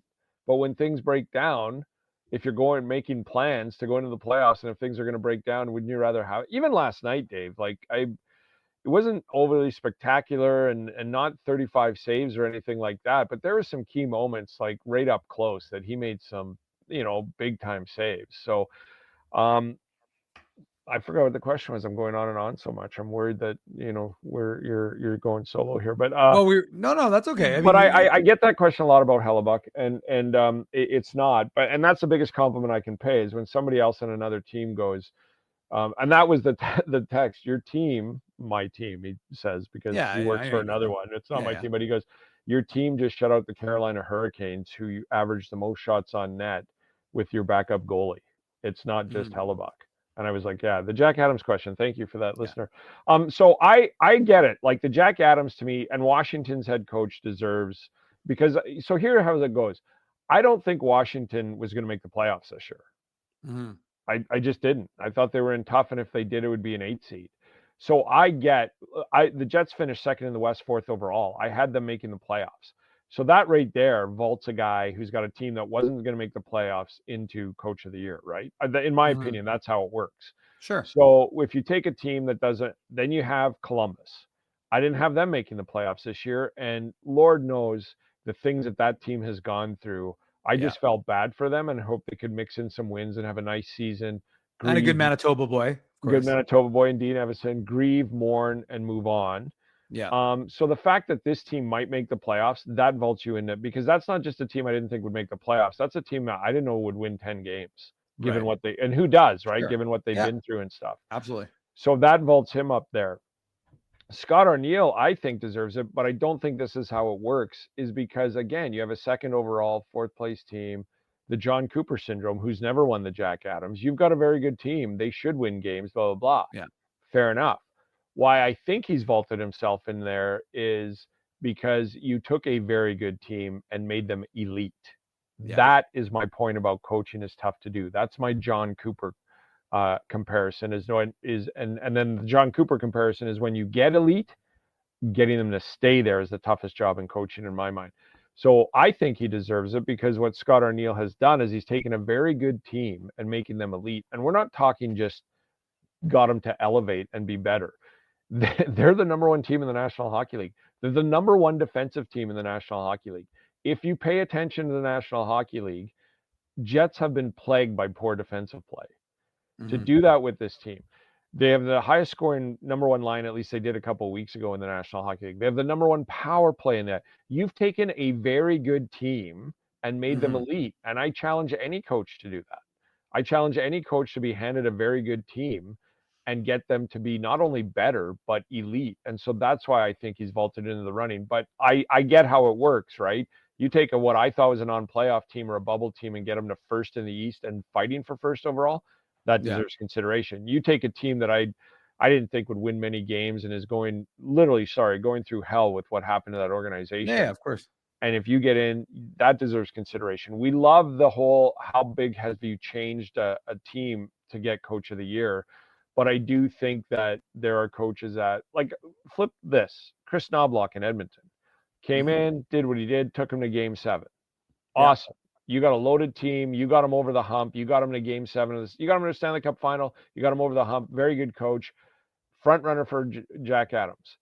This year, he's got an even better team, I would argue, because they have this experience. And where are they? Like, they're struggling, right? Like, their good team is their record. Getting them to elevate and getting them to play better and getting them to do the things the Jets have done. And what the Jets have done is improve the things that plague you. Your power play's fine. Your top 6 is fine. Have you elevated your defensive system? Have you made your goaltender better? Have your defensemen developed? Like, and I'm not knocking Knobloch. I'm just saying that's a prime example compared to the Jets. Again, a very good team, but did you elevate them? And when a coach can do that, I think he deserves consideration. Okay, well, we're going to have a commercial in a few minutes because we're bringing Daniel Fink on. We're going to do some Moose talk, Jim, for the bottom of the hour. But we'll kind of end off this segment because I'm curious about your thoughts. I'm going to give you an option. Talk about one of the two topics. One was reported by Kenny Wiebe of the Winnipeg Free Press that Alex Iafallo is interested in re-signing here in Winnipeg. And the other comment I thought was very interesting was from Connor Hellebuyck, and just talking about how good, we've talked about it a bit already today, but just that structure the Jets have played with. So when he's talking about, because Kelly Moore, like I said, asked him about it, and he said, well, look, I'm playing because this is the guys make the shots obvious. So both of those things are very interesting to me. I thought the Hellebuyck comments were quite interesting, but we've talked about the defensive. So let's maybe get your thoughts on Alex Iafallo, what he brings to this team, and the idea that, again, and we know it. And as I said, we live this market. We know how good it can be if you live here, not if you just come in here for one day and then leave again, but if you actually spend time in this community, what it's like to be here long-term. But from your perspective, another guy like Vlad Namestnikov who wants to set down roots here in Winnipeg. Yeah, quickly on the Hellebuyck, he's right. Rick Bowness said in his first training camp a couple of years ago, my goal is to limit shots to 25 against. And I thought, if you can do that with Connor Hellebuyck in net, yeah, they've done that, right? Like, I think they're averaging 27.7 shots per game, so just around there. But so he's right, the system in front of him. But again, the bonus of having that system work so well is if it doesn't, you have Connor Hellebuyck. So I think he's right about that. Alex Iafallo is I said this on Jets at Noon. We talked about this in Kenny Wiebe's piece. It begins and ends with the Jets as if you want to be here. And then I don't think it does. Obviously, you have to be a good player and you have to blah, blah, blah. Yep. But when any contract comes up, I think the Jets have to, a major consideration is, do you want to be? And yes, he does. He likes it here. I saw the piece with Sarah Oleski, and he likes the outdoors. He likes to go fishing. He's kind of like Hellebuyck, right? Like, leave me alone and give me a fishing rod, and I could be out here for 3 days and stuff. But look, I think he's a valuable piece. I just thought he was gone because he makes $4 million. And thanks to Ken Wiebe's piece, I'm now rethinking this, that like Namestnikov, I think it's a good idea. I know he's a fourth liner, but he plays the power play and he plays the penalty kill. And to me, that's a third liner minimum in the National Hockey League. Just because he plays fourth line doesn't mean he's a fourth liner. Right. I'm interested to see if he does the Nino Niederreiter, where I don't need a raise, I just need term. He's 31 years old. Niederreiter's a little older. Namestnikov, the same thing. Now, Namestnikov got a raise, and I get that. I'm wondering if he would come back at a little bit less, or just the idea that I'll come back for the same price, just give me term. I like it here. And I think that's a big win. And again, I think that you need players like Iafallo. I was kind of, when I looked at it, I put him in as Andrew Kopp. Well, somebody always has to go in a Cap world, and I guess it's him, and that's too bad. Yeah. But he's a guy that's so versatile. I do not think he's a fourth liner. I think he's a player from his time with the Kings that I saw. He's a playoff player. Like, I like how he steps up. So, and the fact that he plays penalty power play, if they can keep guys like that, I think you have to do it all day long with the Jets, because, again, go to the open market, pick an Alex Iafallo, and see if they even want to consider coming here. So if you have one and he wants to stay and he's willing to do something to stay, i.e. maybe slight raise or decrease or stay the same, I think you do it. Well, and especially, and we're going to talk about the farm system, but that's not something you have on the farm. You're not going to get a guy like that right away. So, I mean, you're going to bring those guys up. You don't want to block them permanently, but you have to, again, it may come at the expense of like David Gustafsson or Rasmus Kupari. We'll see what ends up happening there. But yeah, I agree. If you get a guy like that with that sort of versatility, who has been here long enough, again, I think it's just a testament to the city, to the team, that guys, again, have their eyes opened. And, it's easy to Winnipeg, blah, blah, blah, on my no trade. And then you come here, you experience it. Again, that was as passionate a building as you're going to hear in the NHL last night. That was a great crowd, sold out crowd. Let's head to break.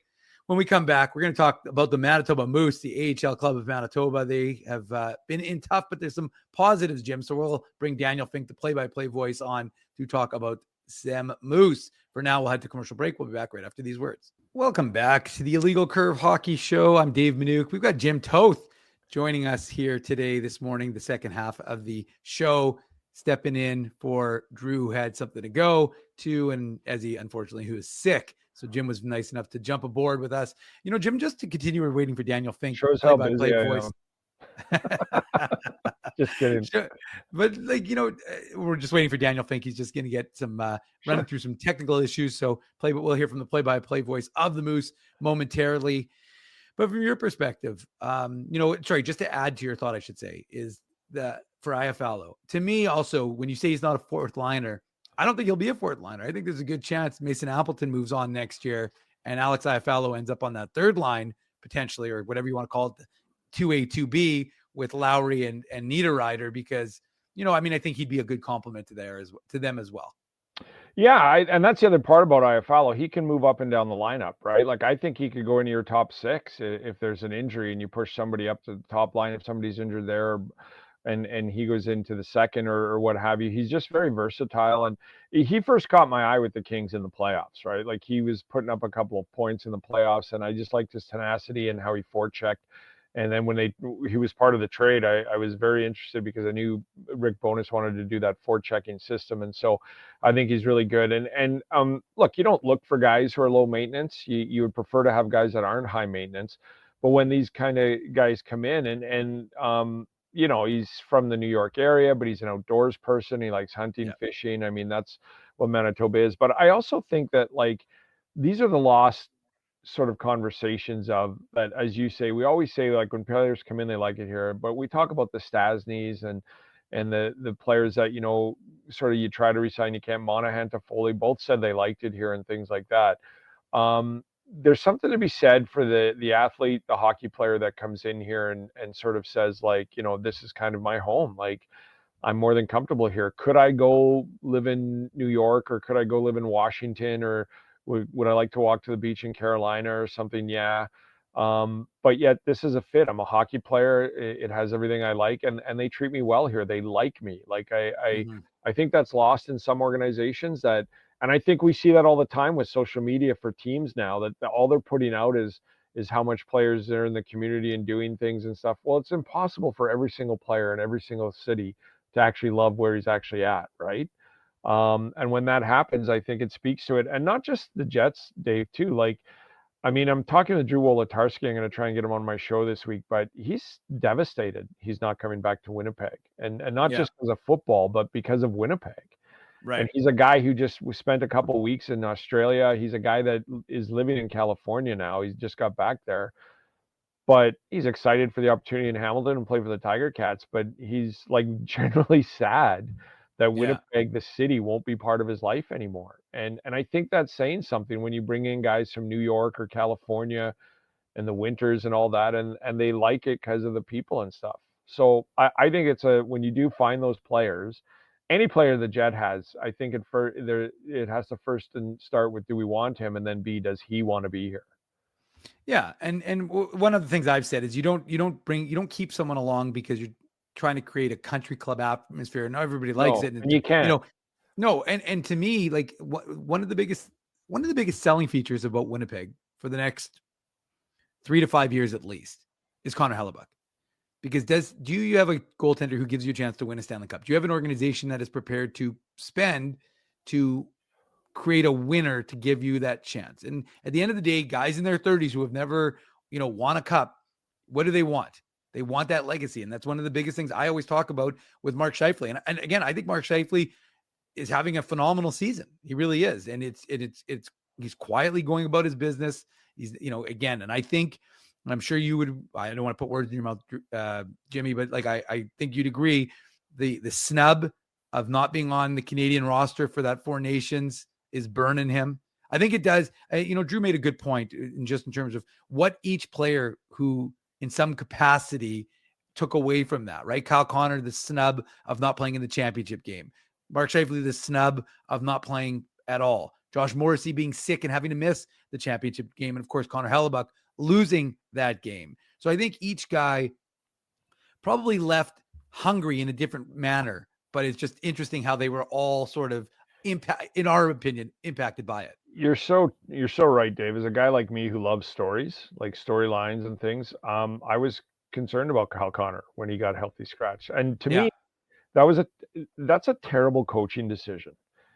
I know Kyle Connor didn't play well, and I saw his limits going down, or his minutes going down and all that. And I was fine with it because I'm like, Kyle's just not performing well. And in a tournament this fast, you have to bring it every single game. Yeah. It was bad coaching. Is Matthew Tkachuk played 4 minutes in one period. I know. Crazy. On the flip side of that, you got Josh Morrissey who goes, that was the biggest game of my career. But as I sat in the arena and things weren't getting better, I just knew that it wasn't going to be good for the team. Two different philosophies, right? We know Josh Morrissey would have given the world to play in that game. And he just made the right thing for the team and also himself. The coach that put Matthew Tkachuk in that lineup and only got less than a period out of him is when you have a healthy Kyle Connor.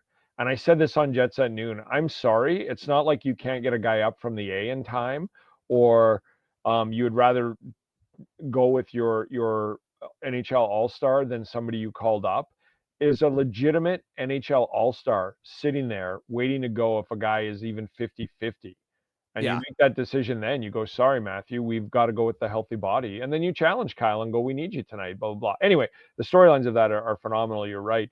And how they came out of that is very fascinating, and how they all did. But I think once they got back and the dust settled, I think we can all see that they clearly have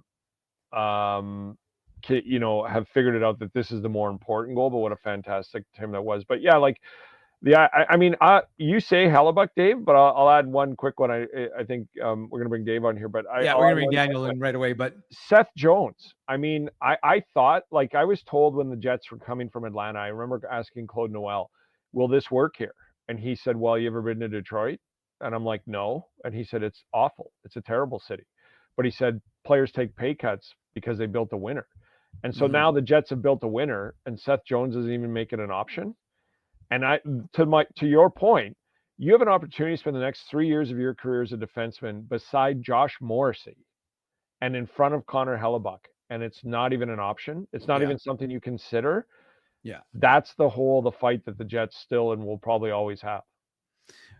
Although I will defend Detroit, I like Detroit, but that's a story for another. So I'm not bashing it. I'm gonna take Claude Noel to task next time I see him in the press box, because I rather enjoy Detroit Rock City. Well, he didn't say awful. He just said it's not the nicest place. No, I know there are beautiful. I mean, it's like anything. There's beautiful areas. I should have said terrible. He just said it wasn't the nicest place, and it's grungy and dirty and not good weather. But he said players take pay cuts to go there.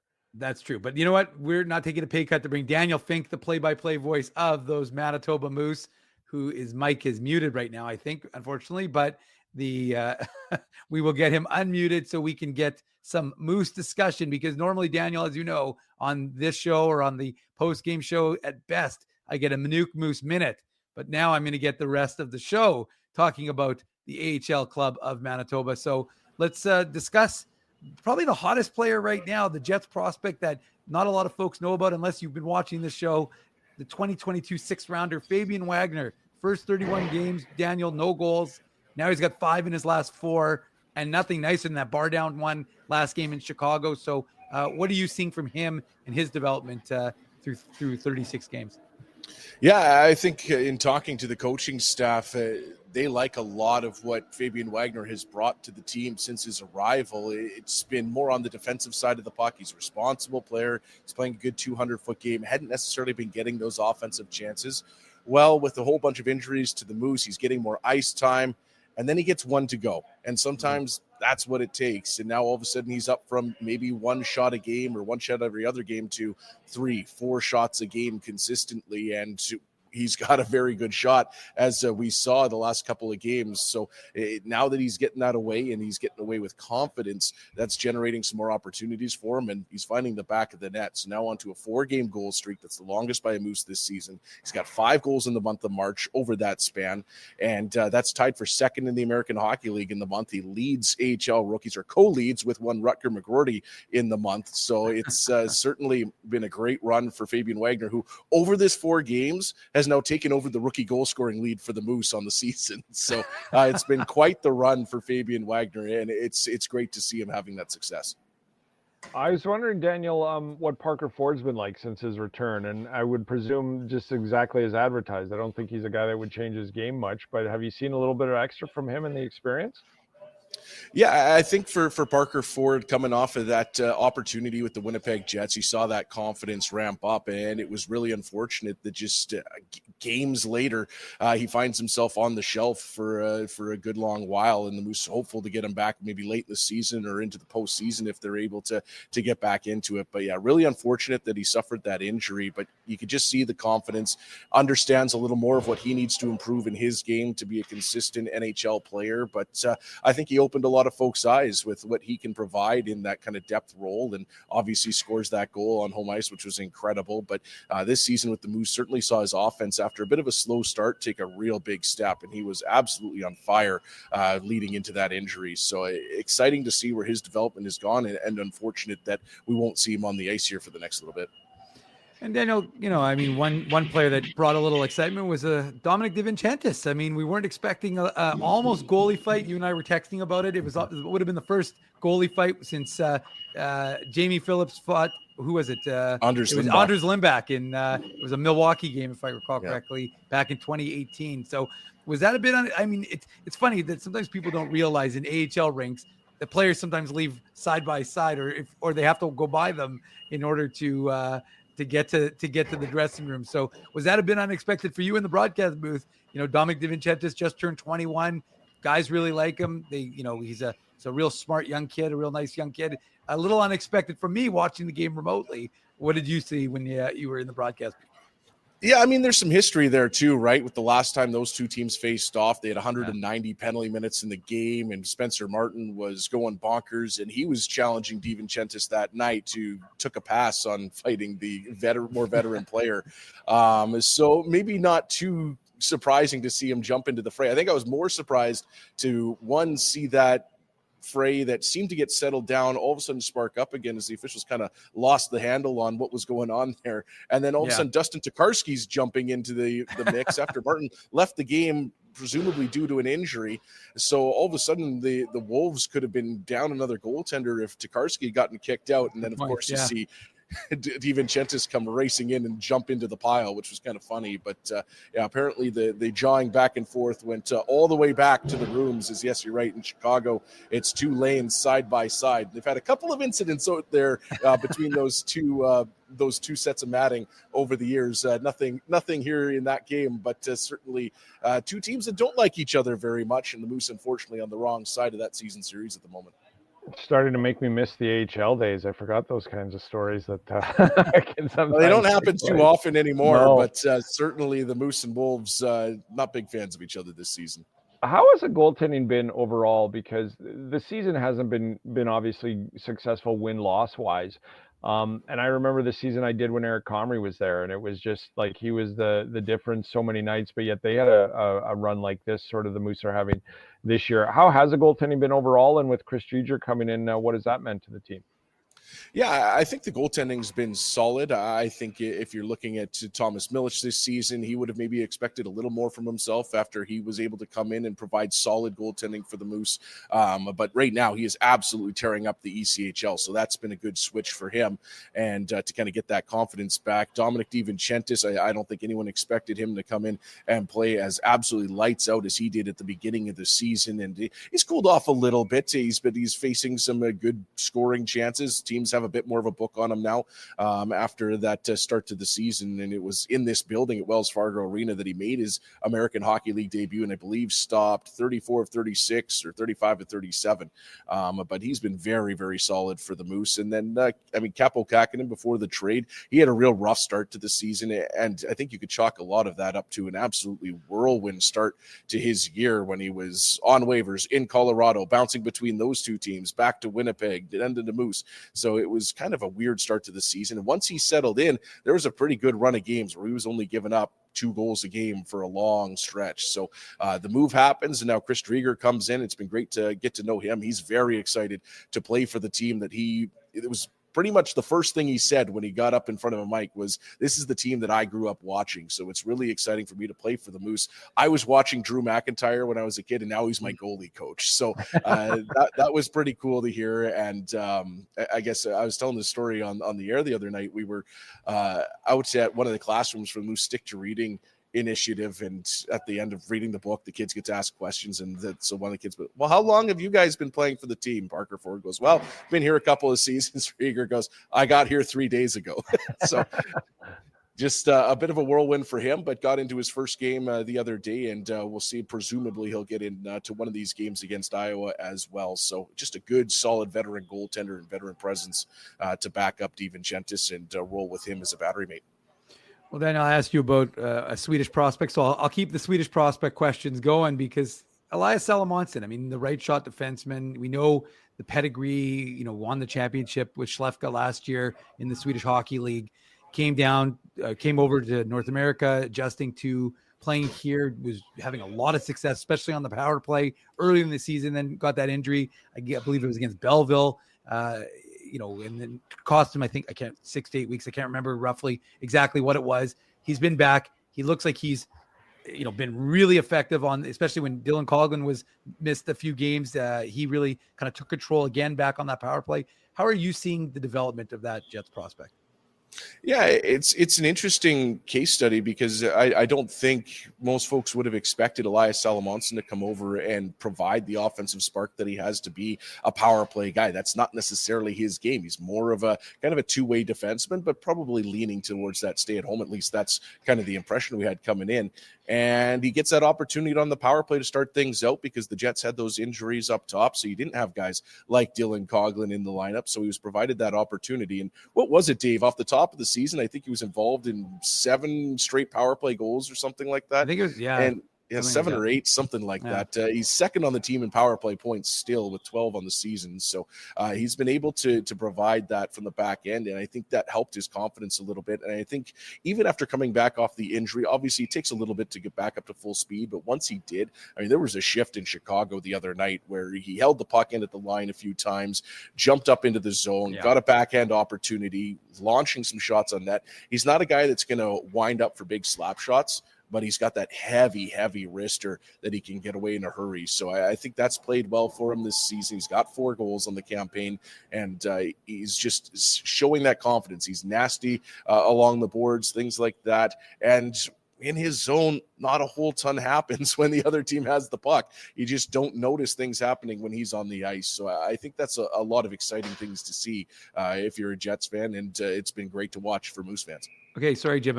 I want to quickly ask Daniel just a quick follow-up here. Does he not remind you kind of a right shot Dylan Samberg? Yeah, I mean, similarities. Yeah, I think he's, I would say probably, with a little more bite. Yeah, I think so. And for Samberg, he kind of had to learn that bite a little bit. You see it a lot more now. And when he first got into the AHL, I think he had to kind of add that to his game and build on that side of the game and play it consistently. And that's just the case for some players. I mean, Dylan Samberg, he's a pretty easygoing guy. So some guys just have to find that bite in their game consistently. And so for Salomonsson, that bite wasn't necessarily, again, there early on, but Eric Dubois was mentioning last week, I think it was, that he's seen a lot more of that since he came back from the injury. So for Salomonsson, again, he's just a big, heavy player that moves very well. I think the skating is very strong, things like that, and that first pass is very good. So it's exciting to see. Again, another good defensive prospect coming up for this team and coming through the Moose. So they've had a lot of good defensive prospects to watch over the years, and Salomonsson the latest on that list. Tell us about the Iowa team that they're going to face over tonight and tomorrow. Yeah, teams with virtually identical records. I guess identical if you break them down into 3 columns here. So big games for both teams. They are on the outside looking in right now. They're 12 points back of the Rockford Ice Hogs, who have all of a sudden caught a little fire here over the last little bit. That certainly makes it tough to chase down that playoff spot. But you got 2 teams here that are very aware of the fact that a split, it ain't good enough this weekend. You need 4 points if you want to try and make up some ground. So especially for the Moose, I think if they had won that game in Chicago, maybe you can live with a split against the Wild. But now they really need to try and make the most of these games. They have 16 games left on the season. 7 of those are against the Wild. or the Rockford Ice Hogs. That's an opportunity right there. The Moose, of course, have a lot of ground to make up, and they need to be nearly perfect in those games and then some. But it starts with one game. And so this is a team in Iowa that has struggled to score a lot of late. The special teams haven't been great. So the Moose, maybe there's an opportunity to take advantage of that. But the Moose, as we know, are incredibly banged up right now. They are missing, could have up to 8 players unavailable here today. We'll see how it shakes out. Ben King was kind of out of the lineup, but he's been skating, so we're not too sure what his status is. So as many, and now with the suspension of Mark Lewinsky after the previous game, that's 8 players and all up front that the Moose are without here. So they've brought in a couple of professional tryouts. They brought in an amateur tryout in Colson Gengenbach, and Jimmy Engelbert and Reese Vitelli just rolled into the dressing room a couple of minutes ago after his flight got delayed last night. So the Winnipegger, I don't know if he was able to jump onto the ice for morning skate here, but certainly the Moose up against it when it comes to adversity in that regard. But they've been able to fight through it throughout the last few weeks, and we'll see if they're able to do it again here in Iowa, because this is as big as it gets for these teams right now between the Moose and the Wild. So Daniel, I don't believe there's actually Anson Fielby's missed the last couple of games. Is there an update on him, or is he just one of those players who's in that mix of 8 guys? Yeah, he's just kind of one of those players that's in that mix right now. Haven't gotten a clear update on him. I don't think it's something long-term at this moment. Obviously, that could change, but I'm hopeful that we'll see him in the lineup again soon, because he was playing some of his best hockey of the season. It's just kind of gone that way for the Moose this season. When somebody starts to play their best hockey, they seemingly end up on the shelf with an injury. So it's been one of those bad luck seasons for Manitoba in that regard, and they'll hopefully be able to get a little more healthy over the next few days as guys like Ben King, Kevin Conley has been skating. He took warm up the other night. So haven't had a chance to go check on practice, see what color his jersey is today. But so he's getting real close, and he was an important player for this team early on this season. So hopefully they're going to get some of those guys back, but we'll see how it goes over here. You got to focus on the guys who are in the lineup. All right. Well, we're going to get you out on one last question. Oh, sorry, Jim. Do you want to jump in? I was just going to say, have you ever seen a season like this where, 8 injuries at a time, but all at the one position? Maybe not all at the one position. I was thinking back to, I think it was 2018-19 at the beginning of the season. The Moose went down to California. They were already missing a couple of bodies, and they came back, I think, with 10 or 11 players unavailable. Logan Stanley was playing like 35 minutes a night because they just didn't have anybody else to play. It was absolutely wild. They had a couple suspensions as well going on, so it was wild. And the Moose had a real tough start to the season, and then had an incredible second half. They were, I believe, second or third in the league in the second half and missed the playoffs by just a couple points. So they fought through it that season, but obviously had a little bit more runway to work with that campaign. But yeah, it's all being up front is pretty wild. When you start to bring in the depth guys like Ryan Chisowski and they start going out of the lineup, that's when you know you're in one with the injury bug. And the Moose just trying to fight through it. And they have, for the most part. That next man up mentality has been big, and we've seen guys emerge like Fabian Wagner, and that's part of what's granted him this opportunity. Okay, well, that's a good way of ending it. And but again, like I said, Daniel, it's all about opportunity. When's the next opportunity, folks? We got over 400 in the chat right now. Of course, folks listening to the podcast. When's the next opportunity for them to get tickets in the illegal curve zone, or to buy tickets through moosehockey.com? Well, it's a heavy stretch here on the road. It's almost a 9-game road trip, because the Moose are going to be on home ice for all of 2 games, and I think it's 4 days before they head back out on the road again. So it's basically just another stop. But the Moose will be on home ice on March 21st and 22nd. That is a 7:00 puck drop on the Friday, 6:00 on the Saturday against the Abbotsford Canucks. Only meeting of the season at Canada Life Center, meetings, I guess I should say, between the two teams. So a chance to see the current affiliate of the Vancouver Canucks up against the former affiliate of the Vancouver Canucks, as the Moose will be hosting Abbotsford for those 2 games. In that second game, we got a whole new theme game coming up, Night at the Museum, as the Moose focus. Hey, it's not the first time a bad pun has turned into a theme game for us, and I'm excited. I just got the email. I got the email. There we go. Look at that. Look at that graphic too, with all the museums in there. So the design team knocked it out of the park with that. I believe there's 15, maybe more museums that are going to be involved on the concourse with setups. So we're really excited to kind of merge sports and culture and history all together. And so there's going to be really something for everybody that game, and we're looking forward to it. So you can get your tickets at moosehockey.com/tickets for both of those games. Really looking forward to them. And again, they're all big at this point. So we'll see if the Moose can pick up a couple wins against the Canucks when they're back on home ice next weekend. All righty. Well, there he goes. Thanks very much, Daniel. Appreciate you joining us, fighting through those technical issues to get us the... Yeah, sorry it was late. Basically, everything that could have gone wrong went wrong. First, my mic setup wasn't working, and then I was scrambling to try and get my laptop set up in a way that it was going to look half decent out by the ice. And then a bunch of guys came down and said, hey, we need to set up a banner for the game tonight. Can you move? So now we're over in front of the backdrop. So... all of that took about 9 minutes to figure all good. out. So we appreciate you doing it. We appreciate you fighting through it. And we appreciate you joining us to provide insight on the AHL Club of Manitoba. Have a great call tonight. Puck drop 6:00 p.m. in Iowa, correct? That is correct. And you can catch it on 680 CJOB tonight, in addition to CJOB.com and AHL TV on Flow Hockey. Great to chat with you, Dave. Good to see you, Jim. Yeah, good to see you, Daniel. Been a while, and have a great call. All right, thanks, Daniel. Appreciate it. There he goes, Daniel Fink, play-by-play voice of those Manitoba Moose. They are definitely having a tough season, but the Jets of tomorrow, again, this is the opportunity for guys like, Fabian Wagner, Brad Lambert, Elias Salamonson, Danny Zhilkin scored, a Jets third rounder. He scored his first goal of the season. He's had a bit of a tough one, hampered by injury earlier in the season. So, Daniel's right. Opportunity, Jim. These guys get a little opportunity, and then sometimes they take it. And like I said, Fabian Wagner, 5 goals in 4 games. Beyond unexpected. Nice kid, young kid, and he's scoring some goals. Yeah, and you like to see that, right? And that's what the AHL is about, is when you get that opportunity, you have to make the most of it. So good for him. The Moose have had seasons like this in the past, right? We all remember them when they're working on development and working on the players and things like that. But it's good to see players get opportunities, and that's a great part of the AHL is when they do and they have some success. It's awesome. Well, it's as Chase DeLeo, who's back in Milwaukee now, although he signed a contract with Charlotte, but he got picked up on waivers, and now he's playing for Milwaukee. But in 15-16, he called that season, the first season, of course, here when back in Manitoba after being in St. John's, was the dark days. He would reference them because they did not win a lot of games, to your point, but there was a lot of development that was done during that time, and we saw it, of course, with a guy who had a big impact on the game last night in Kyle Connor. So yeah. I think he was on the 15-16 team. He could have been on the 16-17 team, but regardless, no, I guess he wouldn't have been. No, 15 he was drafted. So I guess he would have been on the 16-17. I think it was 16-17. 16-17. I'm incorrect. So no, that's okay.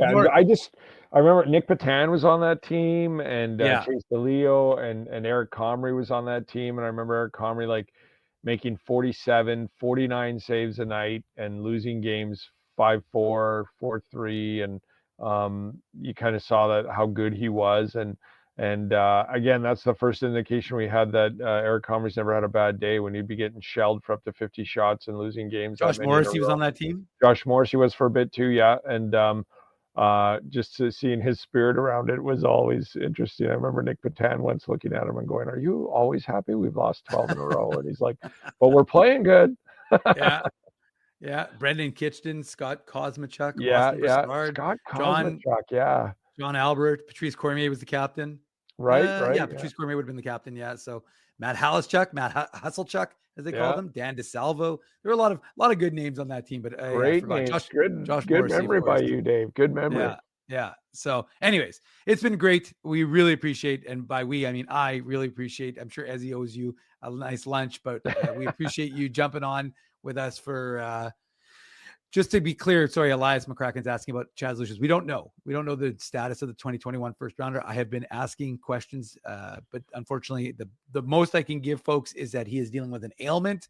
They're still trying to figure out exactly what it is. It is not an injury, though. To be clear, it is an ailment. So when I know more, you will know more, but as of right now, that is all I know. So we'll get, it's unfortunate because the 2021 first rounder, looked like he had turned it around after kind of a slow start to this season, but it seemed like that was due to the team managing him somewhat. And then he got in a run where he played every single game, 21 straight for the Manitoba Moose over the course of a month or two. And that was great.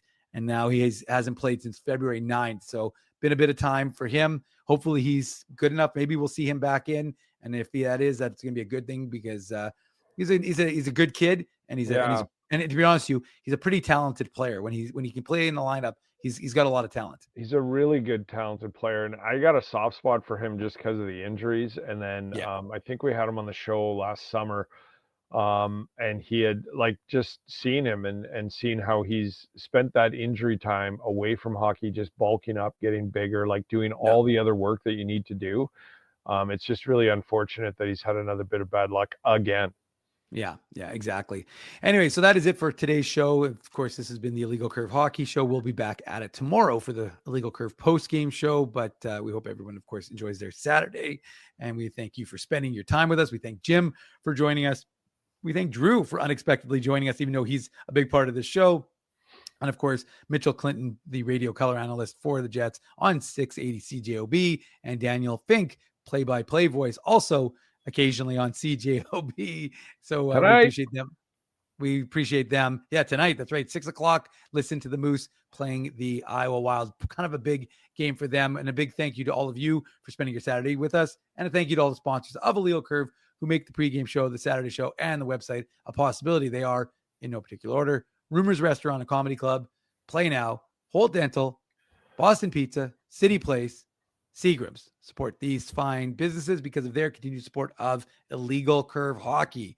All right, Jim, that's it for us. We are going to go and get our day started. Of course, before you do, make sure you smash that like button. Make sure you're subscribing to this channel. And of course, head to illegalcurve.com where we've got all the latest Jets news, including the latest next day takeaways on last night's big Jets win over the Dallas Stars. So that's it for us. We thank everyone for joining us, and we'll talk to you guys all on Sunday night on the Illegal Curve postgame show. Have a good weekend. There we go. Thanks for listening to this broadcast from Illegal Curve Hockey. For more great Illegal Curve content, subscribe to the Illegal Curve YouTube channel, follow @Illegal Curve on Twitter, Facebook, and Instagram, and visit your online home for hockey in Winnipeg, illegalcurve.com.